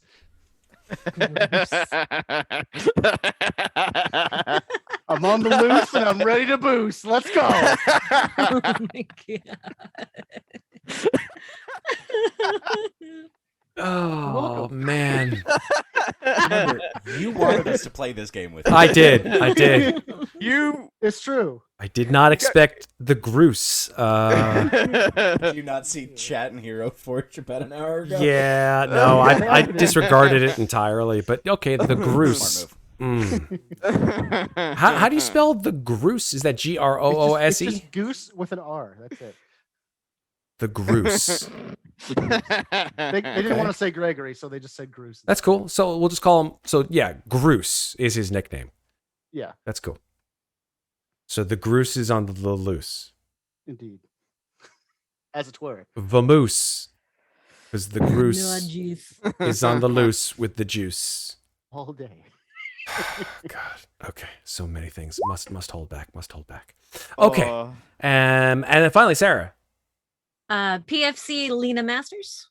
Very cool. Awesome names, folks. I love all of them. They make me laugh. They make me sigh. They make me cry. They make me in awe of your amazing creativity. All right. So with that, we're getting close to the end here, I think. Decide on your... Yeah. We can do a break early. Do you want to do a break early? Because I think maybe we could do a break now, because technically we do them around 11. But I think tonight will be a shorter session since we're just making characters anyway. So if you guys want, we can take a break and we can go back and we can do steps 8, 9, 10, 11, and 12, which is, it's actually just 9, 10, 11, and 12, which is appearance, personal agenda, buddy and rival, and gear and signature item. For some of you, the signature item has already been given to you by your event, but you can choose all of that coming out of the awesomeness that is this amazing thing here. But yeah, I think we can make a quick, like, what is it, 7-minute break? Come back in 7 minutes and keep on keeping on. By that time, message me your names so I can put them in the chat, so Nice. we can, or I should say in the overlay, and then we'll get back to it. Sound good? Sounds great. Cool, on. folks. All right, folks. We'll be back in 7 minutes. Stick with us as we round out making more Marines here on Slices and Dices. See you in a little. All right, we are back, and we have names for our characters now. The last names of which will be obviously under the particular person, but we have names. We have masters, Groose, and then. Sorry, I want to pronounce that right. Is that McAuliffe? McAuliffe, okay. Summers and Ryder. Fantastic. I love this. These are all great names. All right, let's continue on with our creation of our Marines here. So, what are we going? We're doing now step 9. Decide on your appearance. Now, what does that mean? It's pretty simple, right? Give some kind of maybe 1 or 2 line description as to what you think your particular Marine would look like. I don't need to say, like, I don't want you guys to go into massive detail. Yes, her hair was swept back in a bob, and she had a single freckle on her cheek in the shape of an atom, which she would call Daisy. Like, I don't need that, right? All I need to have is a 1 or 2 sentence description of what your character is physically. If you were to, for example, say, I don't know, Vasquez, right? Short, cropped hair, bad attitude, sort of low voice, tough as nails, right? That's the appearance of that particular. Not just physical, but sort of personality appearance too, right? So, make decisions as to what your appearance is, people. Well, I got mine. Oh boy. I'm digging around in Hero Forge right now to see if I can create a decent version. That's a I'm good worried, idea. but I'm also excited. Where is Sarah going with this? My God. Does anyone have an idea of what their appearance is that can sort of give it me in a couple sentences? It could be like bullet points, like this, that kind of thing. All right, let's. And if you would rather type it, you can go into bio and info and just do it right there. You just like type. Or make some notes, like as people are like are describing theirs. Maybe they're like, oh, well, that's sort of similar to mine. Maybe I'll change my appearance, right? If everybody has their own idea, like, oh man, toughest Marine in the business, like cropped hair, like scars over his face, and then like everyone's like, oh well, kind of like mine. My recommendation would be to think out of the box. Not all Marines are forged the same. Right? Anybody want to go first? Is that you, John Ryder? No. Okay. You said ahem. I thought you were clearing your throat like ahem. I will go first. Doesn't have to be like, we're not talking like, I mean, I'll go first. Super. Sarah, go.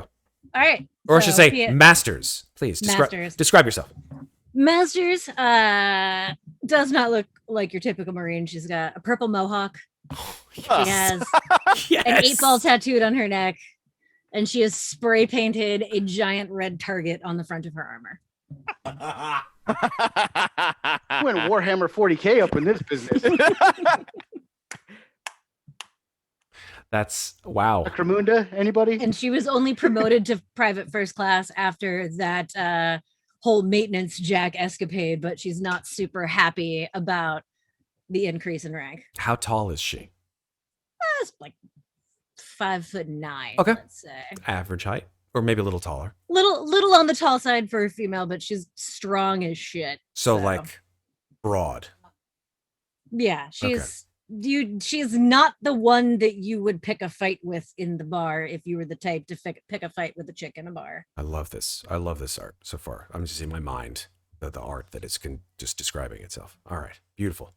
That's enough. That's all we need for it. There you go. Who knows? Who knows what's beyond that? We'll find out. Anyone else? I'll describe the Groose if that's Describe the Groose. We All right. need the Groose description. Groose. So unlike myself, he's clean shaven with slick black hair, and he's about 5'4", maybe 185, maybe 200 pounds. He's a short dude. He's a short 5'4". dude, but he's wiry. Wait, you said it was So- 180 pounds and 5'4"? Yeah, he's just. Oh no, hold on. Yeah, let's reconsider that because that's like Hold on. No, My bad. actually, if he was like muscular, that's true. Yeah, That's true. there you go. that's the only goose- like 10 goose pounds, looks like good. 15 pounds more than I weigh right now, He's and I'm like- 5'3". So he's just So- like he's like a little jacked dude. He's just like I like that. That's fun. That's better. Yeah. yeah. So, Okay. but he's trying to look like real good, and he's always got his pair of aviator sunglasses on. So All right. that's I like that. That might be his Imagine, signature item, maybe. with Imagine, always like, always with the dumb swole Tom smirk on his Cruise. face. Oh, sorry. What was that? I'm imagining like swole Tom Cruise right now. Swole Tom Cruise. Full Tom Cruise. Yeah, there you go. You know what? You're not so far from the truth. Okay. Okay. I may have looked up Top Gun. I'm just saying. That's okay. It's Tom Cruise with a whole lot of creatine powder. He's been hitting the juice. All right. The Groose has been hitting the juice. All right. So thank you very much, James. You're welcome. Anybody else want to go? So McAuliffe is lighter brown hair, Okay. about 6 foot, 6'2". Mostly noticeable for the fact that he's pretty lanky, like just the bare minimum of weight and like strength requirement for being like not really muscular, but makes up for it with the tech. The more notable things that people see about him is that the goatee and the Coke bottle glasses are the first things anybody notices about him. Oh man. Nice. Coke Yes, bottle very much glasses. stealing from Chris Evans in The Losers. Okay. I have to go and check that out. I haven't seen it, but okay. I'll build him in Hero Forge later. I just needed to keep. Oh my coming god, up you with ideas. guys are killing me. I love it. All right, super. Thank you. All right. That's up to you now, Jonathan and Scepter. Who wants to go?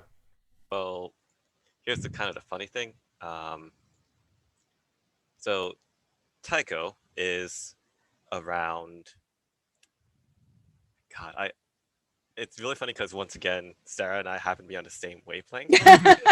Oh no. Oh no. This is good. Wait, you mean we're both trying to be tank girl? Is that what's happening? They can be bros.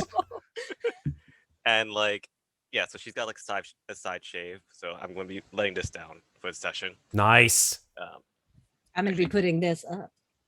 Oh my god. I basically have a mohawk. You right don't now, have to so- cosplay, but I love the fact that you are. Okay, do it.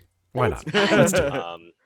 She's going to be around like 5'10" or so. So Okay. with the mohawk, I think Masters and Summers are like the same height. Nice. There you Nice, go. nice.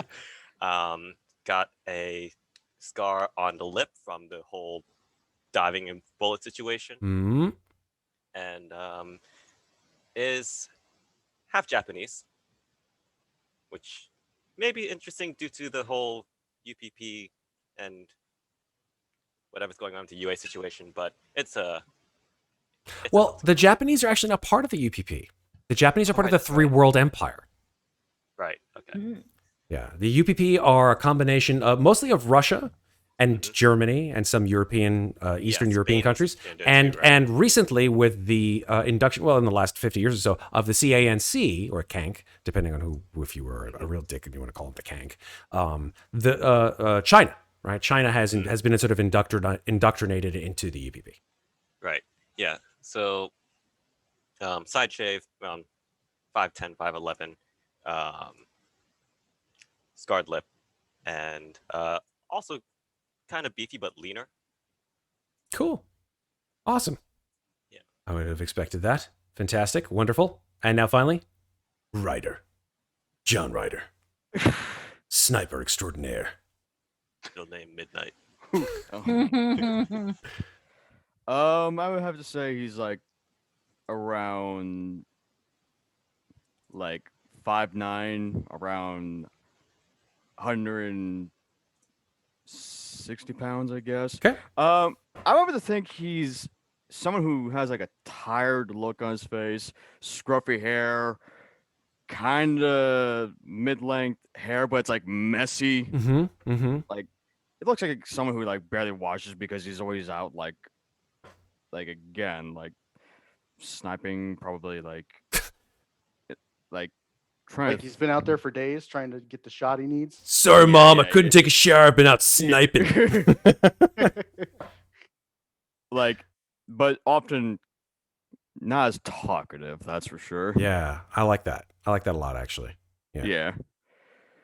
Over, he looks like a mess compared to like everyone else who's like crazy looking or like. Again, compared to everyone else, he's like a mess. Mm-hmm, mm-hmm. No, that's great. So he's not like super clean shaven like Groose, and he's not like wild style like Masters, and he's not like very put together like McAuliffe or Summers to some degree. Riders, he's just like a fucking mess. I love it. Yeah. Because what he makes up in personal like grooming and style, he just put me in front of the fucking target. Yeah, I love it. The rider starts and the ghillie suit ends, nobody knows. Exactly. I love that. That's great. Oh, you guys it's like you guys do this before. Like, it's like you've done this before with role playing games or something like that. You're really good at it. I don't know. Never. I mean, I'm okay. Oh, okay. Okay. You're okay. Just okay. Yeah. All right. Decide on your personal agenda. Now, personal agendas are, from what I remember. Have a thingamajig, or do we got to go to the back of Facebook for that? Let's take a look here. Personal agendas. So, personal agendas, I think, are obviously quite personal, but I think that they have to do with. So, there's no list of personal agendas in the book, right? As far as I'm aware, anyway. There's personal. It's more campaign based, then, right? Correct. Yeah. So your Marine needs a personal agenda that's described in Chapter 2 of the core rule book. And so when you go back to the core rule book, if you have it handy, let's see if I can find the actual section that details personal agendas. Yeah, I could use that again. The links. Right? Yeah, sure. Personal agendas. Right. Personal agendas are secret. Right. So that's only known to you and to me. So what I think you can do in this regard is normally they are dealt out to the players, right? So usually in the course of Destroyer of Worlds, for example, I gave you guys personal agendas that were specific to your motives for that particular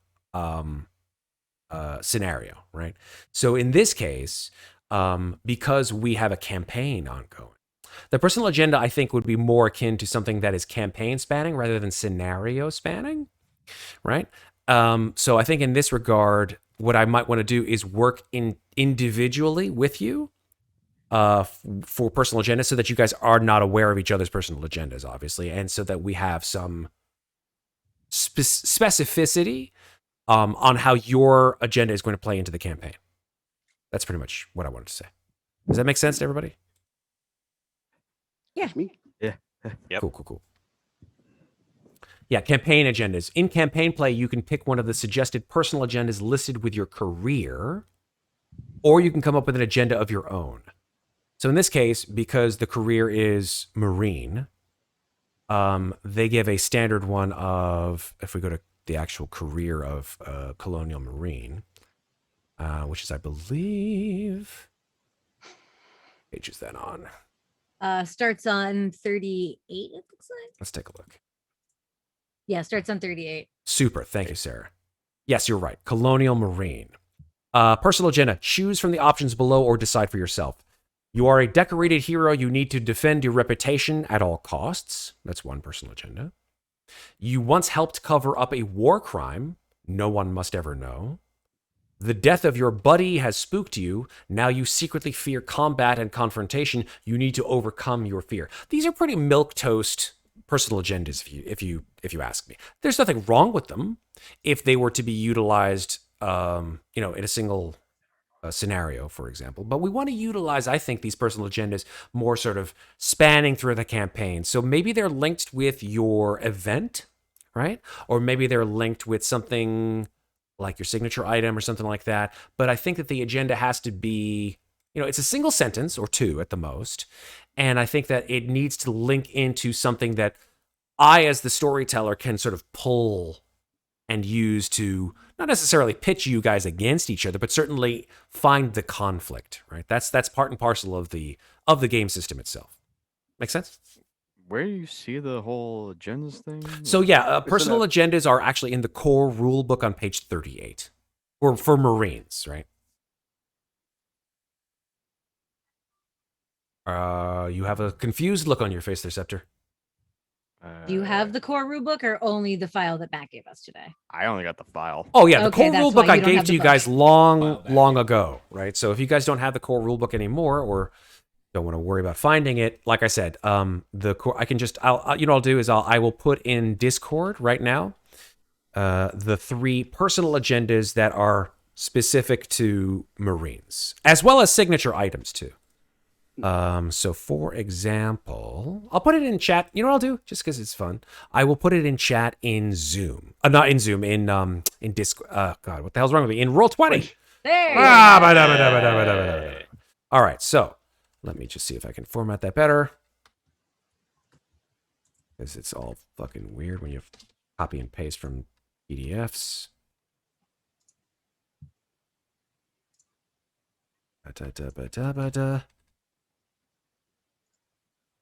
All right, so there we go.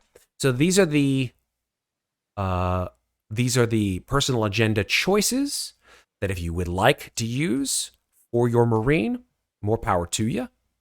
There's 3 of them, right? Decorated Hero, that's the first one. Health cover of a war crime, that's the second one. Death of your buddy who spooked you, Secret, that's the third one. Or you could use this to sort of springboard off of to make your own personal agendas. Showcase your creativity. But keep it secret, right? Personal agendas are personal. All right, we're getting down to the last couple things here, folks. We're going to skip, obviously, announcing what our personal agendae are and move to the next section, which is part of the personal stuff. Where is it? Here we go. Step 11. Choose your buddy and rival. Oh boy. Everybody's got one. I hate this guy. I like this guy. I hate this guy. I like this guy. Make up your minds. Let me know. And that is not secret, I don't think. Oh, I think I already know what mine is in terms of Buddy, no in term- one. Well, in terms of rival, I think I know who. To be honest, Hammer, I believe, correct me if I'm wrong, James, but Hammer didn't have a buddy. Oh, no, I think No, it was Dante. Dante. Dante was, yeah. They were on a unit together. That's right. There was That's why- one that's person why- who did not have either a but. No, it was, I think it was, who didn't have a rival? I think I was Chaplain. That's right. It was Chaplain. Chaplain was like, I like everyone. Why can't everyone get along? Why is everybody shooting at each other? Yeah, exactly. Yeah. Red Platinum. I hate NPCs. I love my crew. Yeah, good job, Red. Okay. Yeah, choose your buddy, choose your rival. No Should one we will like discuss this with each other? Or are we just, Sure. like- Probably. make it a thing. I think because of the nature of, so I'm imagining that Tycho is probably one of the more recent editions. At least came before Masters. So Tycho's rival is probably caused a rivalry. Okay. Wait, one more time. I imagine that because Summers probably recently got the medal and got moved into the squad. Oh. Mm. I like that. And the 2 characters being a little bit similar, just in how that worked out. Okay. I think there might be a rivalry there. I was gonna say there might be a rivalry there, also just because the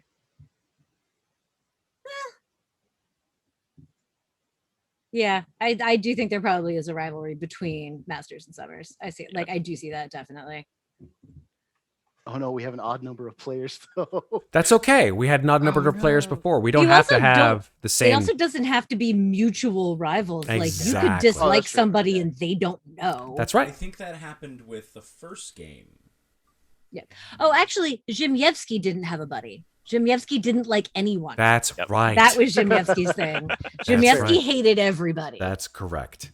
Just was it the knife or the belt? I forget which one it was. The It belt. was the belt. It Yeah, was it was the the belt. belt. Zhimyevsky was the belt.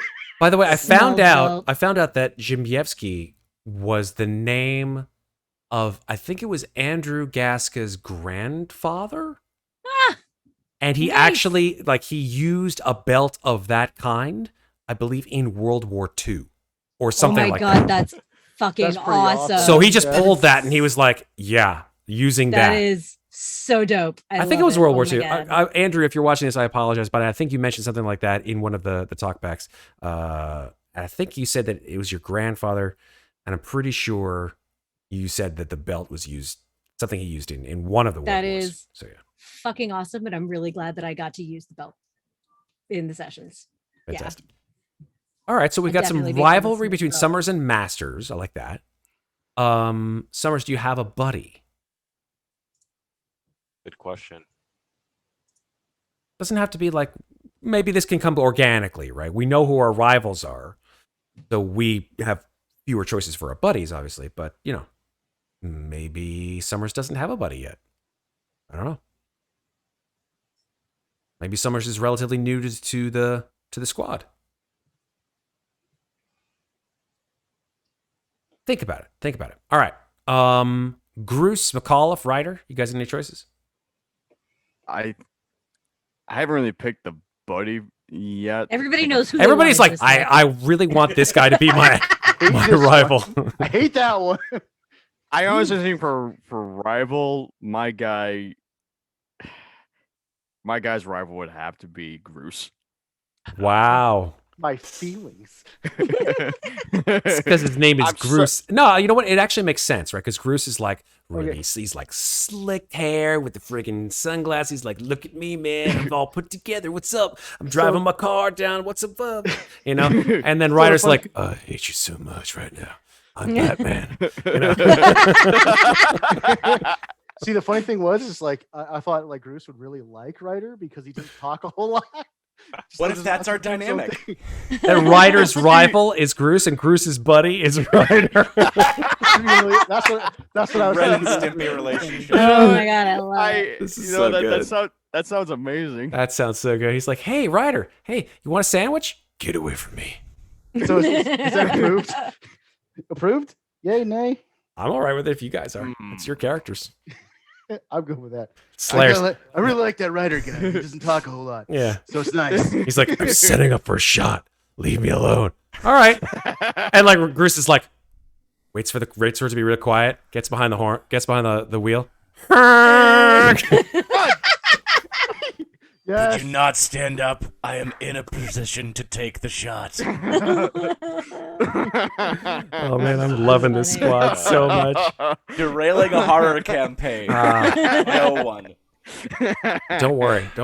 So here's my dilemma. Yeah. I could go, I have no buddies and I have an idea for no rivals. Okay. Because, as a team leader, I feel like it could go both ways, where he's not anybody's friend, really, and there's one or two guys on the team, Ryder and Groose, that I just can't keep in line with my charming, empathic... Oh, I Hey, like that. buddy. It sounds like I'm someone who behaves with Do my this, purple yeah. mohawk and my Well, but this eight-ball is neck the other tattoo. thing. The other thing was if I had no rivals in the party, you would probably be my buddy choice because you have survived shit and can get away with that according to military rules. Where I'm just like, we have survived long enough, I'm not even going to try. That's why we get along. So those are my two struggles. Is like, do I try and like foster a rivalry or foster some sort of struggle with my lone wolves, my Leroy Jenkins and my Batman, or do I have a buddy and no rivals because of the high empathy? Trying Or you can have both. You Yeah, know, you that's can true. have buddies and But rivals. that's my problem. I was thinking about that, and I can't figure out the logic to make it both work. You know what? Considering- What feels most organic? What feels most natural? Right? Don't try to force relationships. My feeling has always been when it comes to this kind of game mechanic, which I think is great for fostering a sense of conflict within any party, which is always fun because like if you're not fighting the aliens, you're fighting each other, which is part and parcel of the Alien RPG anyway, right? What feels the most organic? Based on the fact that I like the idea that there is a banter-based commander who tries not to fight with his own platoon, and also maybe gives us the alignment game of, do I develop rivalries when people start disagreeing with me once, acid starts eating through armor? I want to go no rivals. Okay. Okay, that's cool. I'm all right with that. Okay. Groose takes orders from no man. That's what you think. Yeah, I know. All right, so no rivals for McAuliffe. Buddy, do you have a buddy? Masters. Masters. Fantastic. I think if Masters can get away with the mohawk and the painted armor in that fashion, I probably really like that both of us have talked our way out of having to just be good soldiers. Okay, I'm all right with that.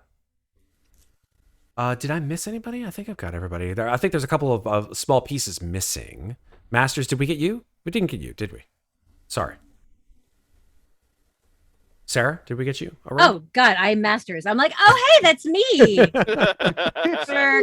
My rival is definitely Summers, and I actually feel like maybe McAuliffe could be my buddy in a way that like it's not like we're like buddies, but I'm like, you're fine. Okay. You're fine. An armistice. An armistice. Well, also like in going with the like the not so subtle tank girl vibes, I feel like McAuliffe is probably the closest to Jet, especially with the Coke bottle glasses. So it kind of makes sense. I'm down for that. I am down for that. I hadn't even thought of that. Dumb question. It just occurred to me, and I'm like, okay, yeah, that tracks. Can that buddy also be a rival? No, a buddy cannot be a rival. Good question, but no.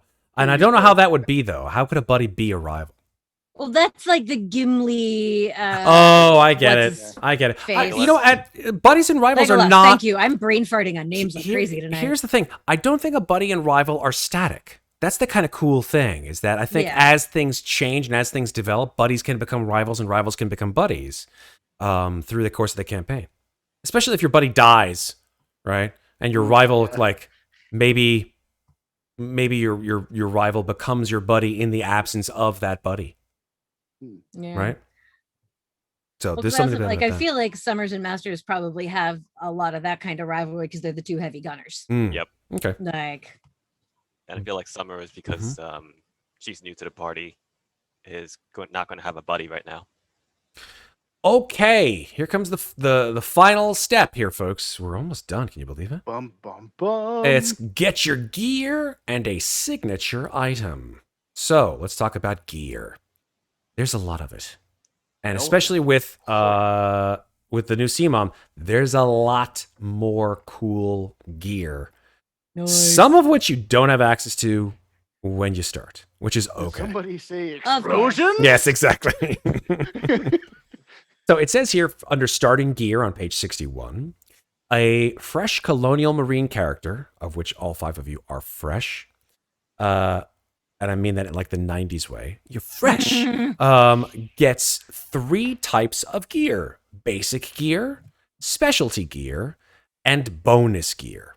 ooh. All items listed below are included in the gear chapter of this book or in the core rule book. Some PCs may find they acquire more gear than they can carry. That's not a problem. Before each mission, choose what you're going to take and leave the rest cluttering up your bunk back at base. Do not leave them on APCs, where they may in fact go flying away and you will never see them again. Like giant, missiles that you may need to use at the final stage of a specific campaign, that you just leave on the APC, and no reason why I'm saying it. It's just, it happens. Nice. Okay. Basic gear. Page, everyone's just like, don't remind me. Fuck. Page 62 has basic gear, bonus gear, specialty gear. Let's start with basic gear. All Colonial Marines, including officers, fighting in the field, of which none of you are officers, you have to worry about it, will begin the game with the following gear. military military ID slash or key tags, battle dress utilities, which is just like your clothing, your M3B standard boots, IMP individual marine pack, which includes your personal med kit, an M10 ballistic helmet, an M3 personal armor with built-in personal data transmitter, and your shoulder lamp. Of these pieces of basic gear, the only thing that you need to worry about putting in on the gear section, on the bottom right-hand corner of your character sheet, are the following. The M3 personal armor and the personal med kit.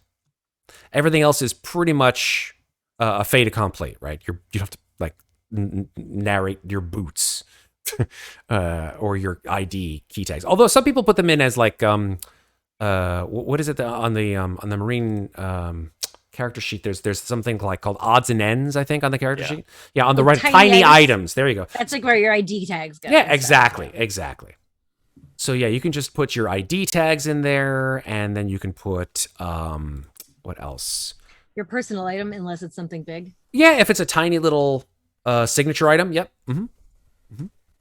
Actually, there's a signature item space. That's yep. right. And then your shoulder lamp, which all Marines have. That's just like a flashlight, right?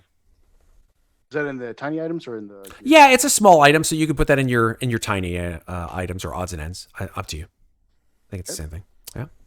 So once you put your basic gear on, this is where we start to specialize. Let's talk about specialty gear. So the personal armor with the bullet and personal data transmitter and the personal med kit. Yes. What armor does that armor give us? What's our armor rating? That I believe it gives you a 5 armor. The M3 personal armor. Let me double check on that. It's in the core rule book. Okay. Yep. M3. I believe it's a 5. M3 personal armor. Personnel armor, not personal. Personnel armor.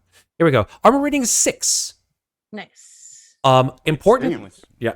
Armor is 6. Yeah, it's better than the UPP's armor, which I think was only a 5. That was the difference. Yeah. Noting as well, remember, there is a certain amount of encumbrance. That's the reason why they said you can leave stuff back at base and take stuff with you. You need to tally up your weight. Because if you remember that the weight of the gear that you carry cannot go over your strength score. I think it's twice your strength score. Is it twice your strength score? Let me double check. Twice your strength score because then you can for a short time carry 4 times. That's right. Encumbrance. Yeah. There we go. You're right. Encumbrance on page 34. Thank you, Sarah, for remembering more shit than I do. I read it right before. I read that part right before we started, so it was awesome. Like, right there.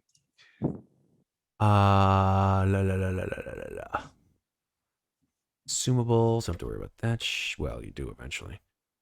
The weight of items, tiny items, over encumbered. You can temporarily carry up to twice your personal encumbrance limit. You are right.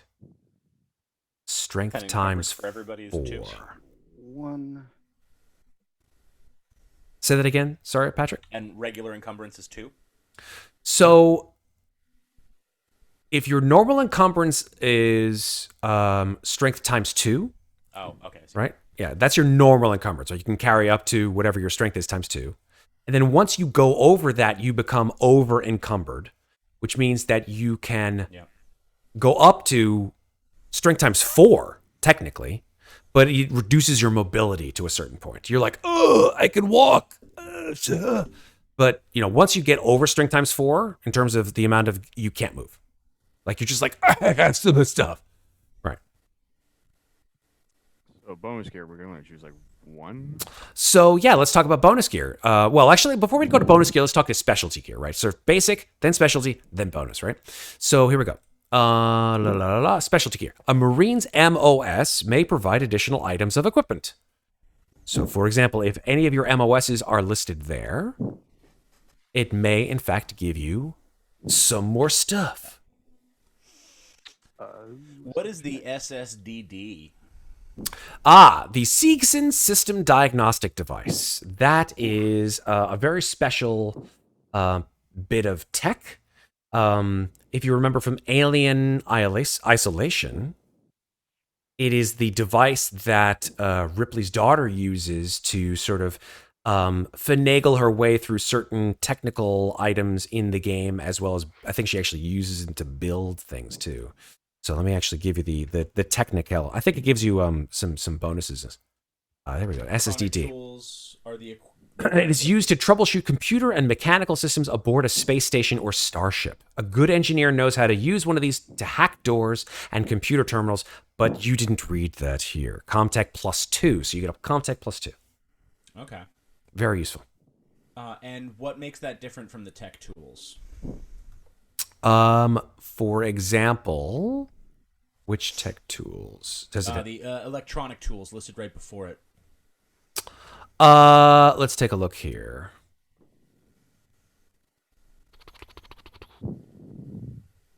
It's under tools. So if you go to the core rule book, okay. You should see under tools. Yep, here we go. Electronic tools gives you a Comtech of only +1. So I get a +3 to. Wow. Okay. Yeah. Nice. Mm-hmm. And you sure you don't want me to change my stats back? Because that's gonna be real good. Oh yeah. That's Good. like Be good. I think you're probably our key contact person. Here's the deal. Be good at it. Electronic tools, right? Are specifically utilized in certain situations versus, right, a Siegson tool, which is specifically used for hacking certain things. So you get a +2 in those Comtech roles, but not in everything, right? Okay. That makes a difference. I have a close combat +9, so Yeah, so I put 5 in wits, which means that in certain circumstances, I'm getting a +9 or a +8 to Comtech. Is that acceptable, or should I knock the wits down? no, keep them there. Okay. No, just... I mean, my agility is a 5. That's good. It seems like everybody maxed out their key stats. So That's what they should be doing. Right. We No, all you guys- min-max this shit is what we did. It's like we're a seasoned balanced party that doesn't want to die in the first session. It's like you want to actually survive through a campaign or something. I don't know. It's weird. Yeah. I have yet to survive an alien campaign, so like I'm trying. I mean, And that's fucking cinematic. I have yet to survive an alien session. So I think I qualify as dying the most. Yeah, I probably. think you might. I will go looking through the player's handbook again and delineate the difference between the SS and the tech tools for future sessions. Core rulebook. Just do a search through the core rulebook and you'll find both of them in there. So I come with the suppressed, the scope rifle Mm-hmm. and a ghillie suit. Oh, great. Nice. That might actually be quite useful in environments that require it, right? You're not going to be wearing a ghillie suit on a spaceship. Everybody be quiet. I'm blending in. Where are those? Wait, Sorry. What Specialty gear? On the right-hand side of page 62. You are on the Okay, thank you. Yeah, you get an M41A pulse rifle and electronic tools. Oh, excellent. Okay, here we go. So I actually have a question because I get U1 baton rounds and a stun baton. So I'm guessing those rounds are used in the baton. Yes, the stun baton is it's a charged device, right? That you would actually use to. It's essentially like a battery, right? It's not like you can't just use it over and over and over again. You use it, you stun the MFer who's coming at you, and then you. But it's only is there. I'm assuming there's something in here that like tells me how often that has to be reloaded, right? Yeah. So the whole concept of remember of ammo within Alien is that you never really run out of a reload until you panic. Okay. At which point you basically lose, you go crazy and you lose your ammo and you need to reload on the next round. Okay. I thought we did have guns that you could theoretically run out of ammo on, but I guess not. That would be the specific power. So there's like, for example, the power of your motion detector, right? That requires a power roll, and if you roll under your power roll, then you lose the power on that, and it starts to go down and down and down, right? Okay, but so we don't count ammo. Reloads only matter if you panic and empty, or if you go full auto. The only other weapon that you would count ammo on are items that are specific, like single shot, like an RPG. So Right. so I do have to worry about ammo on my RPG launcher. Correct. Okay, that's interesting because it gives me rounds for my baton. It doesn't give me rounds for the launcher. That's interesting. We'd have to determine how many rounds you would probably carry around. Like you wouldn't carry like Yeah. 20 rockets on you, that kind Yeah, of but thing. that's also a question. Like, should that be something that's included? It also technically doesn't give you rounds for any of the weapons other than that baton. Correct. Like you got a pulse rifle but no rounds. You get a baton that has rounds and another gun but no rounds. We can go into those particular weapons, including the stun baton, when we insert those into your characters. Yeah. And we'll do that. I did just soon. put them on my sheet. Yeah. Okay. Cool. Superb. Thank you, Sarah. All right. Anybody else got questions for specialty gear? So we're only choosing between like one on either list A or B. No. Sorry. So basic gear, you will begin with all the stuff on the basic gear, right? And then it says your specialty gear gives you that equipment based on your MOS. Oh, I was looking at bonus gear. Oh, no. We haven't gotten to bonus gear yet. We were going through specialty gear next, and now we're at bonus gear if nobody has any questions. Head mounted sight is a separate item from the smart gun. Say that again?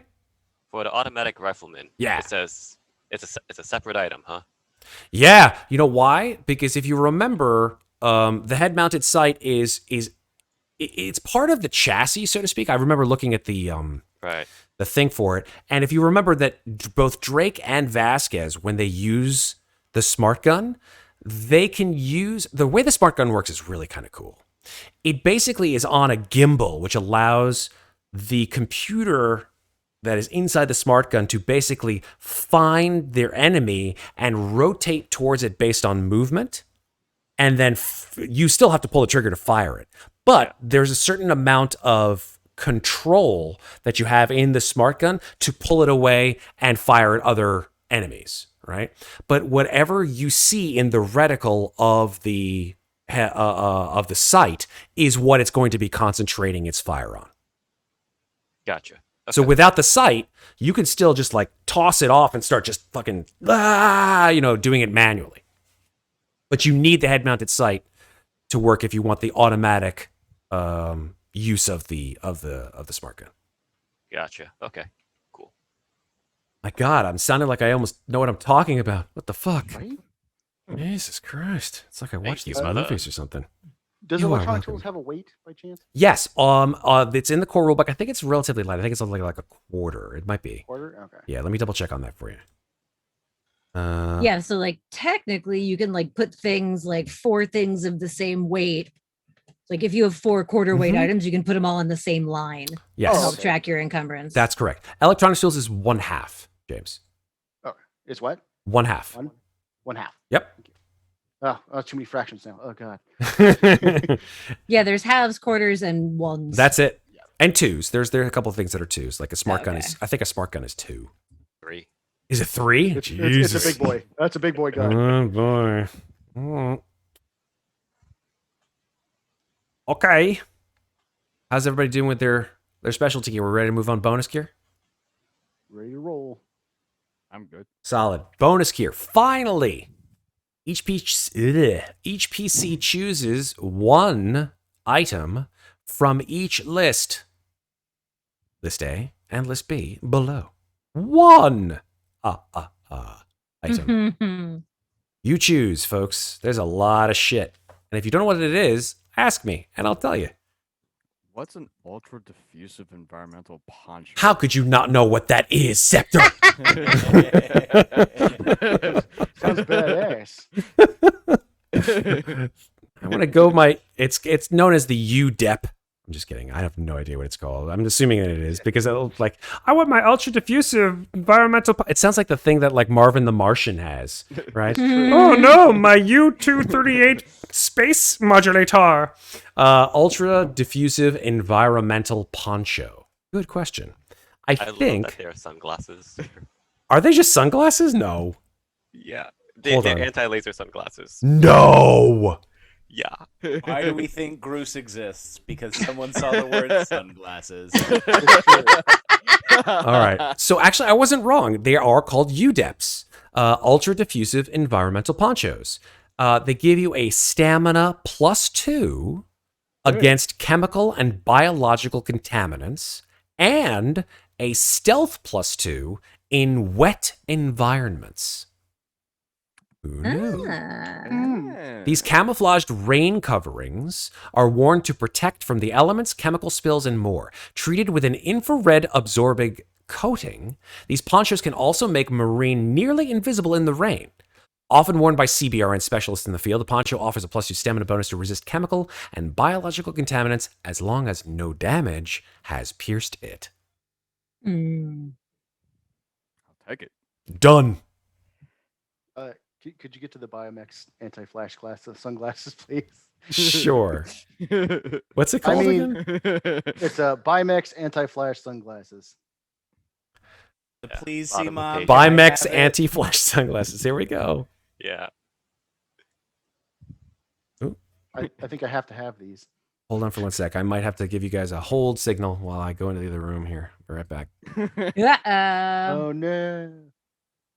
So apparently, this game be speaking our vibes. Well, I mean, again, once we've established our characters, we're gonna go watch them die horribly. Yeah, So, exactly. We're gonna spend all this time making them awesome, and then they're all gonna die. But I mean, True. considering this is a campaign and not like the cinematic. Like, Well, okay. He'll kill us Again, in 4 levels, not 2. Yeah, there you go.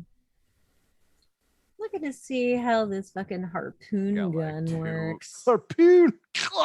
got 3 in range combat. Come here. 3 in observation, 2 in mobility, 1 survival, and 1 stamina.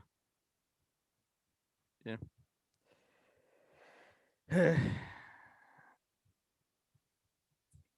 Jesus. Where is it? So is this other equipment? Is that where I'm gonna find this thing? Yeah, you looking in the stuff that's in. I'm trying to Roleplaying? find this fucking harpoon gun. Oh yeah. So we can choose one of each from list. One A. from each of those two. So one from list A and one from list B. Right. Why am I not just Googling this? Or why am I not just like searching this? That would make so much more sense than trying to scroll through and figure out where the hell it is.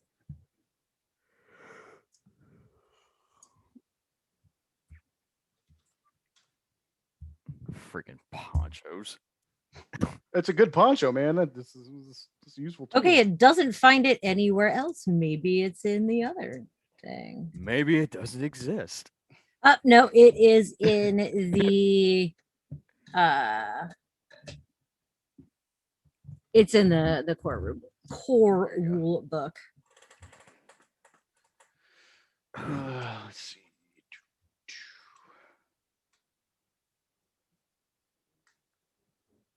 Okay, no, that's not helpful. Never mind. I don't want that.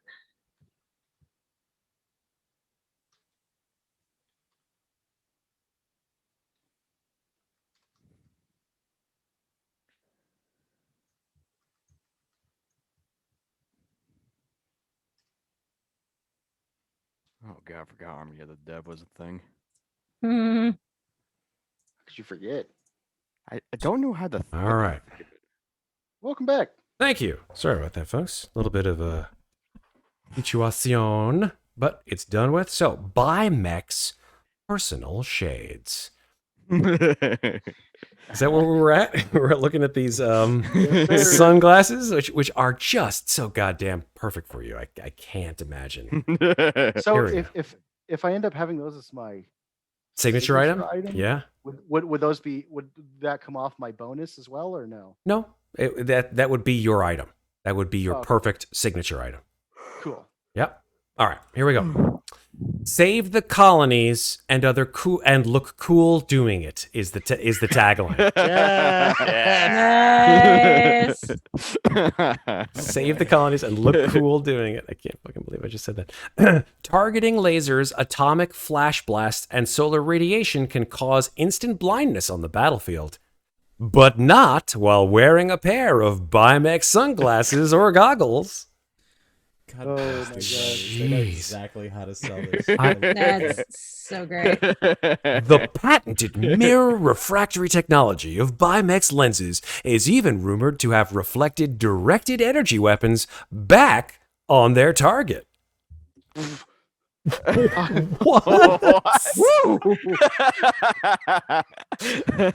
I could just see like the commercial for this, like, "Hey, you, do you want to zap your enemies? Wear these awesome shades," and like, ching, and like the laser, like from a bad guy, like in a UPP like costumes, like, "Die, imperialist pig," and like the laser not be guaranteed. Oh, that's awesome. at the very bottom, exactly. And like the lasers come out of his gun like a cheesy 80s laser, and it just goes, ha! And it just like bounces off the fucking thing. It's the guy in the face. Okay, here we go. Here we go. This is what it says. When wearing these, roll a base die if you're hit by a laser weapon, such as the Rexim RXF M5 EVA pistol. On a success, the beam is deflected and inflicts no damage. Holy shit. Nice. Here's the problem. The shades, alas, are ruined in the process. Ooh. Oh. And here's the tagline. Ready? It's a one-stop shop for saving your butt. Here's the tagline. Protect your eyes when you protect your country. Wow. God bless you, Andrew Gaska. That's just goddamn brilliant. These were 500 credit glasses, asshole. These are Oakley's. Oh my god, I love this. I love this so much. Okay. Oh, good. Oh, perfect. Okay, so does that mean I can pick a different bonus item off the bonus? You get to pick one from A and one from B. Okay, cool. So Bimax, would those be my signature item, or would I count those as my bonus gear from column A? It That's is. my question. Yeah, you can use the bonus items to be your signature item, right? Cool. Okay, Yeah. that answers my question. Yep. All right. How you guys doing? Anybody pick some bonuses items? I've got a combat knife and a VP 70 MA6 semi-automatic pistol. Love it. I can't find stats on the combat knife in either book though.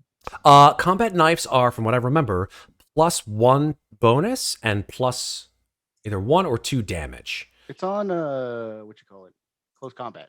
Yes, it's if you look in the Okay. game, there's a table that we've made for close combat weapons. Oh, it's in there. All right, Mhm, cool. mhm. And that's engaged range and what is the weight? I'm assuming a combat knife is a 1/4 weight item. It is. Okay, cool. Because that was the other thing I couldn't find. I was looking for weight 'cause I'm trying to get. It's in the table. It should say weight, damage, weight, etc. Yeah, I know. I wasn't looking in that table. I was looking in the two books Got and it. not finding it. So I was confused. I'm going to expand, by the way, folks. I know that there are some more weapons that you guys will see than the ones that had been used previously.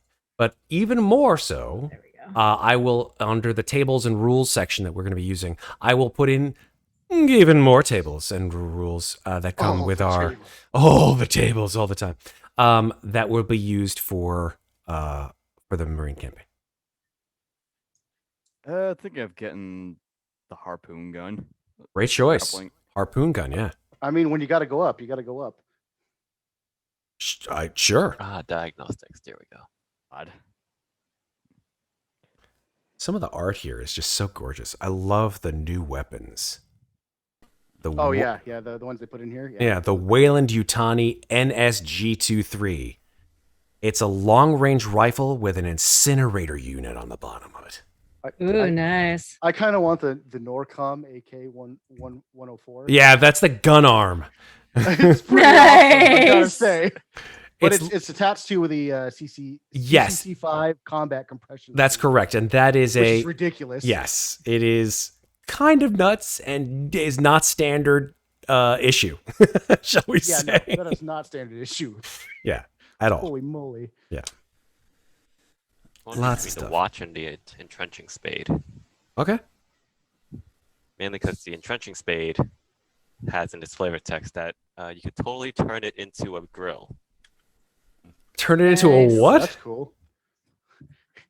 Are you going to pierce the heavens with that drill?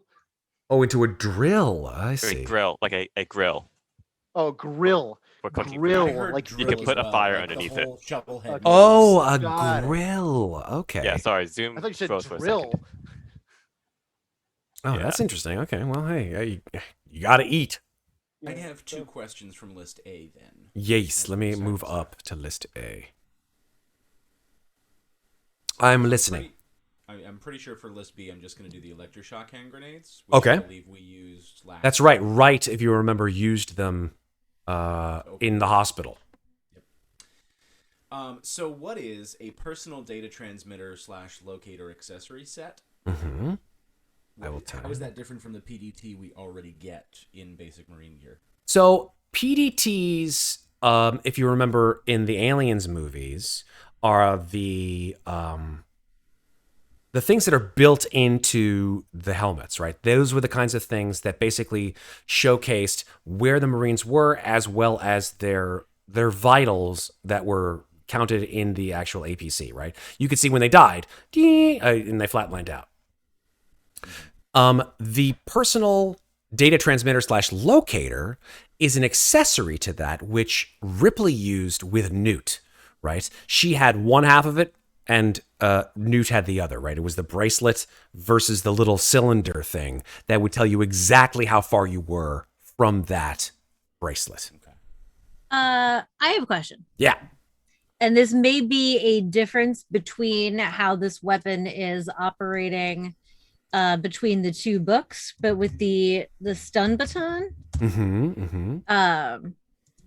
because this gave me U1 baton rounds, but the only stun baton entry in the core rule book says it has a power supply of 5, but doesn't say anything about rounds. Okay, let's talk about U1 stun baton or baton rounds. Yeah. And let's see what we can find out about those. Okay. Interesting. Yes, you're right. There is no reference to U1 baton rounds in the Colonial Marines book, which means that there should be one in the core rule book. So let's go to baton rounds. Interesting. There's no baton rounds. How about... Yeah. Let's take a look. Let's look at the description of what the stun baton does. Here we go.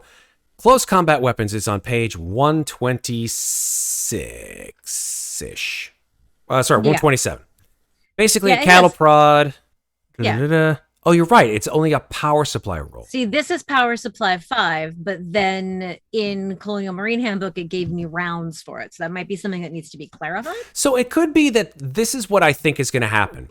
And I don't know what, maybe this is what I think is the interpretation of a stun baton, is that essentially you have power supply 5 with every round. Okay. Every time you use it, right? Mm-hmm. You need to make a power supply roll.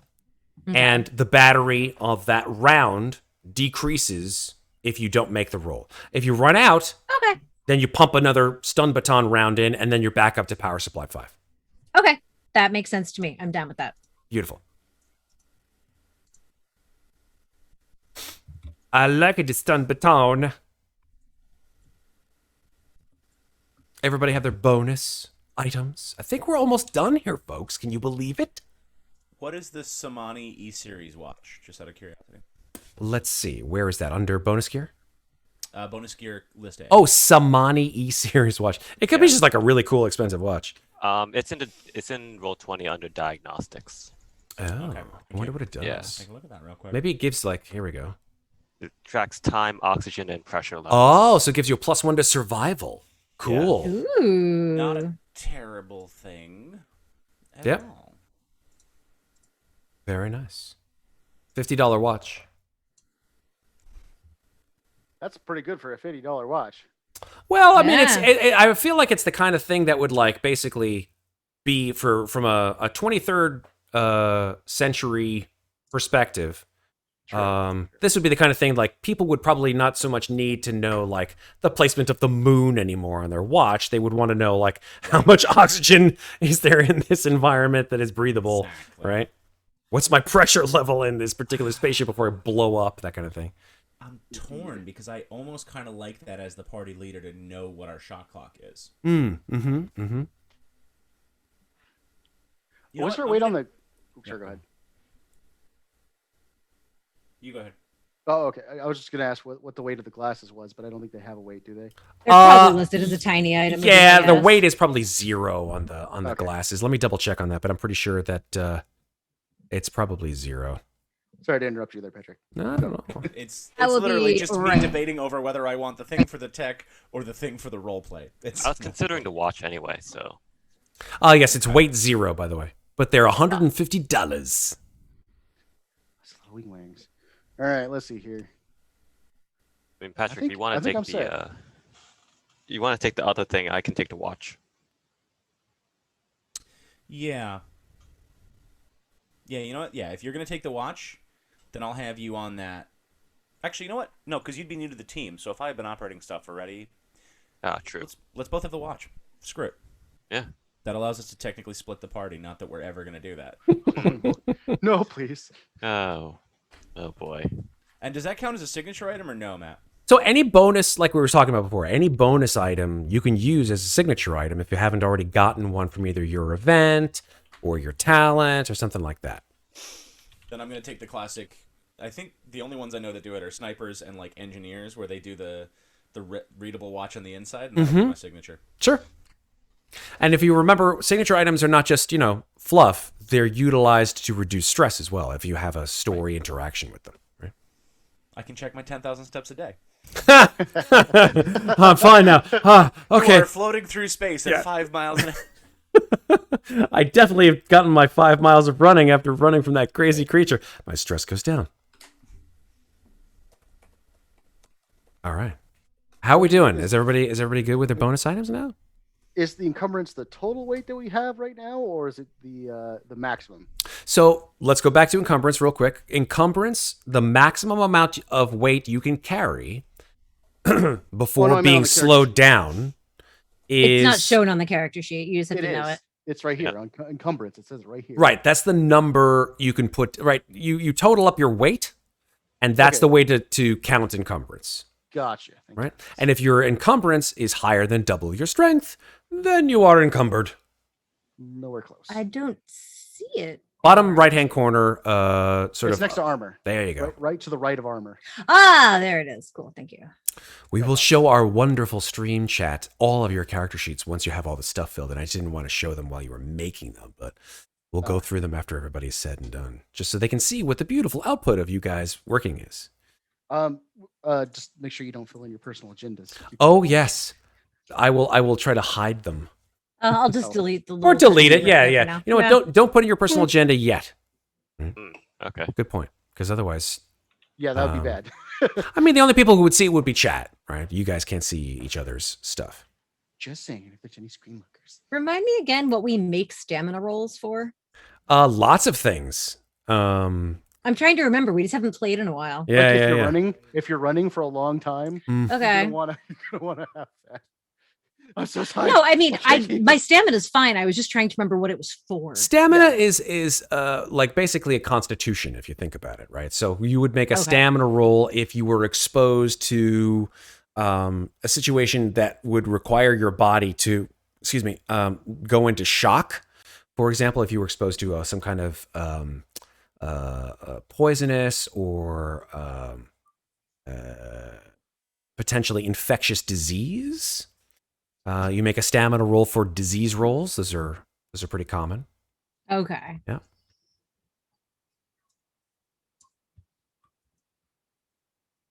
Also, I think like if you go into shock from some kind of like traumatic, let's call it attack, right? Mm-hmm. You might have to make a stamina roll of that kind. Yeah. Gotcha. Yeah.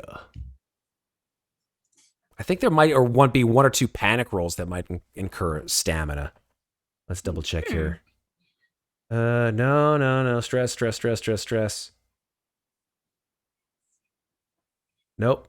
Luckily, there is nothing that would incur stamina roll on a panic. I think radiation. Yeah, there we go. Okay.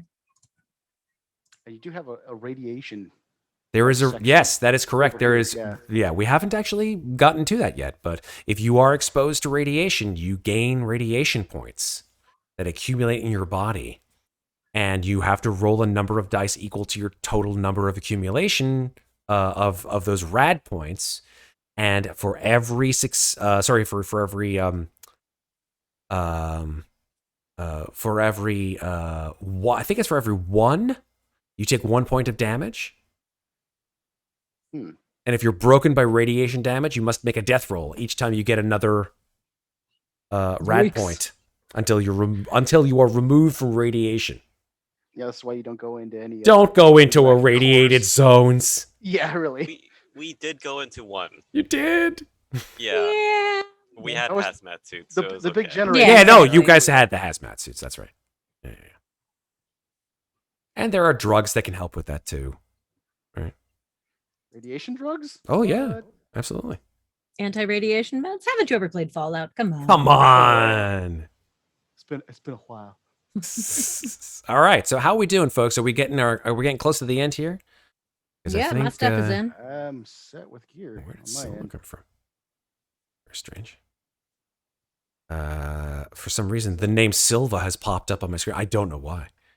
Hmm? Silva has My popped guy. it. Yeah, I know. Where did you come from, Silva? Yeah. Who Silva was dat? at the, Silva's from Previous the last campaign. That's right. Captain Silva. There we go. All right, bye, Silva. That was in the last campaign. Okay. And yeah, do we have any further questions? Are we ready to Wait, health again. complete our things here? Yeah. What was the calculation for health again? It was Yeah. Health is your Strength strength plus- roll. Whatever your strength Strength? mod is. Okay. Strength score. Strength is score, right yeah, there. not roll, sorry. cool. So if Oh. your strength is 5, then your health is 5. Unless you have a specific talent that changes that. Yeah, like Dante had extra health. That's right. Yeah. because she was tough as hell. She was a tank. I I see the know. I tough don't talent. remember what the tough is. I think it was the talent. tough talent. That's yeah. right. Gotcha. Yeah, she was. I think she had +2. Everybody thought she's mean- like, well, "Are you a synthetic? What's it with your life is at 7?" Yeah. Yeah, Just, that was uh, actually you could get that from one of the rolls on the chart too. It's true. Yeah. Just the amount of explosions that woman survived was insane. Mhm. Yeah. Didn't make a whole lot of logical sense, but then again, it does. All right, so we are scrolling back up to Yeah, if you the had final rolled between a steps. 45 and a 52, you would have gotten the tough talent. Yeah. That's cool. That's not too bad. That's pretty good. That's pretty good. Pretty good chances there. Mm. All right, so we got our gear. Basic gear is done. I think that's it. So, Signature items. oh yes, your yeah, signature yeah. items. Have you guys all chosen your signature items from either your bonus gear or any of the gears that you Or chose? just something that is not gear that can be our signature item. Yeah. Exactly. So, yes, that I have mine. Okay. Everyone else have their signature item? Who doesn't have their signature item? Let's put it that way. I'm gonna go Oh with my the God. launcher Damn it, now. I may Bruce. change Oh it. my god. As I keep writing the character, I may text you.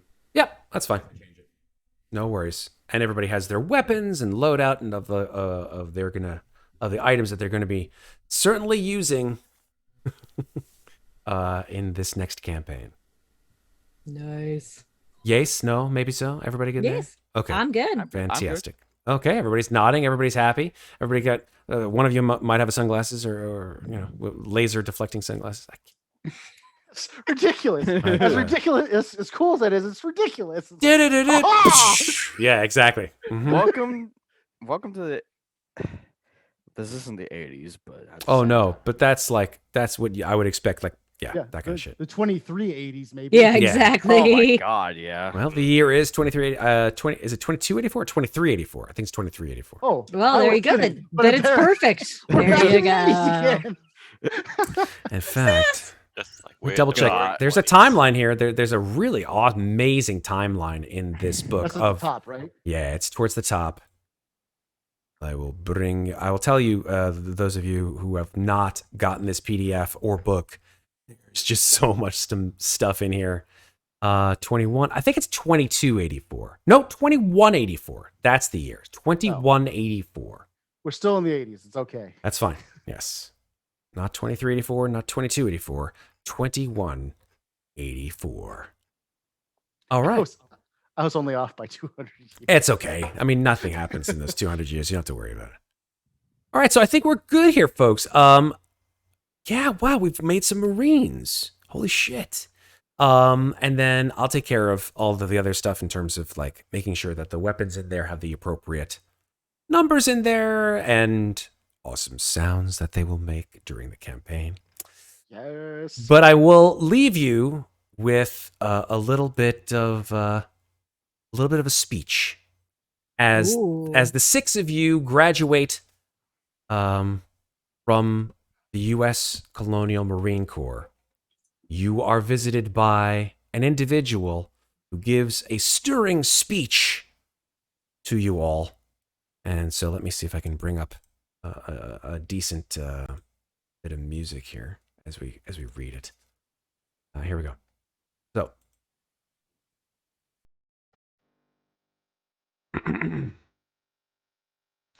as the 6 of you are ready to graduate in the year of 2180 of the U.S. Colonial Marine Corps, which you all have gladly contributed your presence, you are granted the benevolent presence of an individual who is, shall we call her essentially famous? Perhaps, yes. And she is an African American lady. She has dark, short cut hair, and you recognize her as let me just get her name here. Give me 1 second. Where is it? Hold on 1 second, folks. I had it, and I now don't have it. There we go. She is General Delia Vaughn. That's right, Delia Vaughn. And let me give you actually a handout. The first handout of our campaign. Nice. Yeah. Here we go. And it would be under handouts.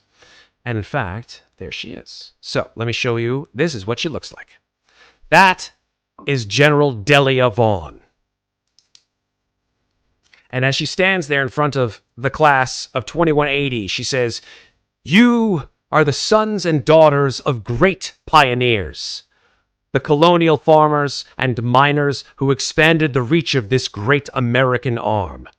And like your mothers and fathers, you now have the chance to do your part for the colonies. You will march into alien sunsets in the name of these United Americas. It's a march towards that which we have striven for nearly a century. Life and liberty among the stars. Earth salutes you. The eyes of the colonies are upon you. Their hopes and prayers make planetfall with you. In the company of our brothers in arms in the interstellar navies, armies, and aerospace forces, it is you that protects these great territories from invasive species. Your strength and resolve will bring about the elimination of socialist tyranny over the oppressed peoples beyond the red line. You are the defenders of the stars themselves, and only you can guarantee security for ourselves on a free frontier. You are the United States Colonial Marines, and it is an honor to serve with you." And everybody stands up and just throws their hats up in the air. And that's where we're going to stop until next time. And that was pretty epic. Perfect time with the track too. I hadn't done. Who knew? It's like you Just planned that this. It's like I planned it. Like start at 36 seconds. Start at 36 seconds. Now, honestly, I saw the time coming. I'm like, speed up. It's falling with style. Exactly. All right. So there we go, folks. We've made our Marines. We're ready to go. Now I just got to get all our amazing assets into Roll20, and We gotta go create the rest of our I backstories. gotta do all the stuff, all the work. But hey, this has been super friggin' awesome and fun. And we're gonna come back with more U.S. Colonial Marine Corps action in June when we start Colonial Marines Yeah. here on Slices and Dices.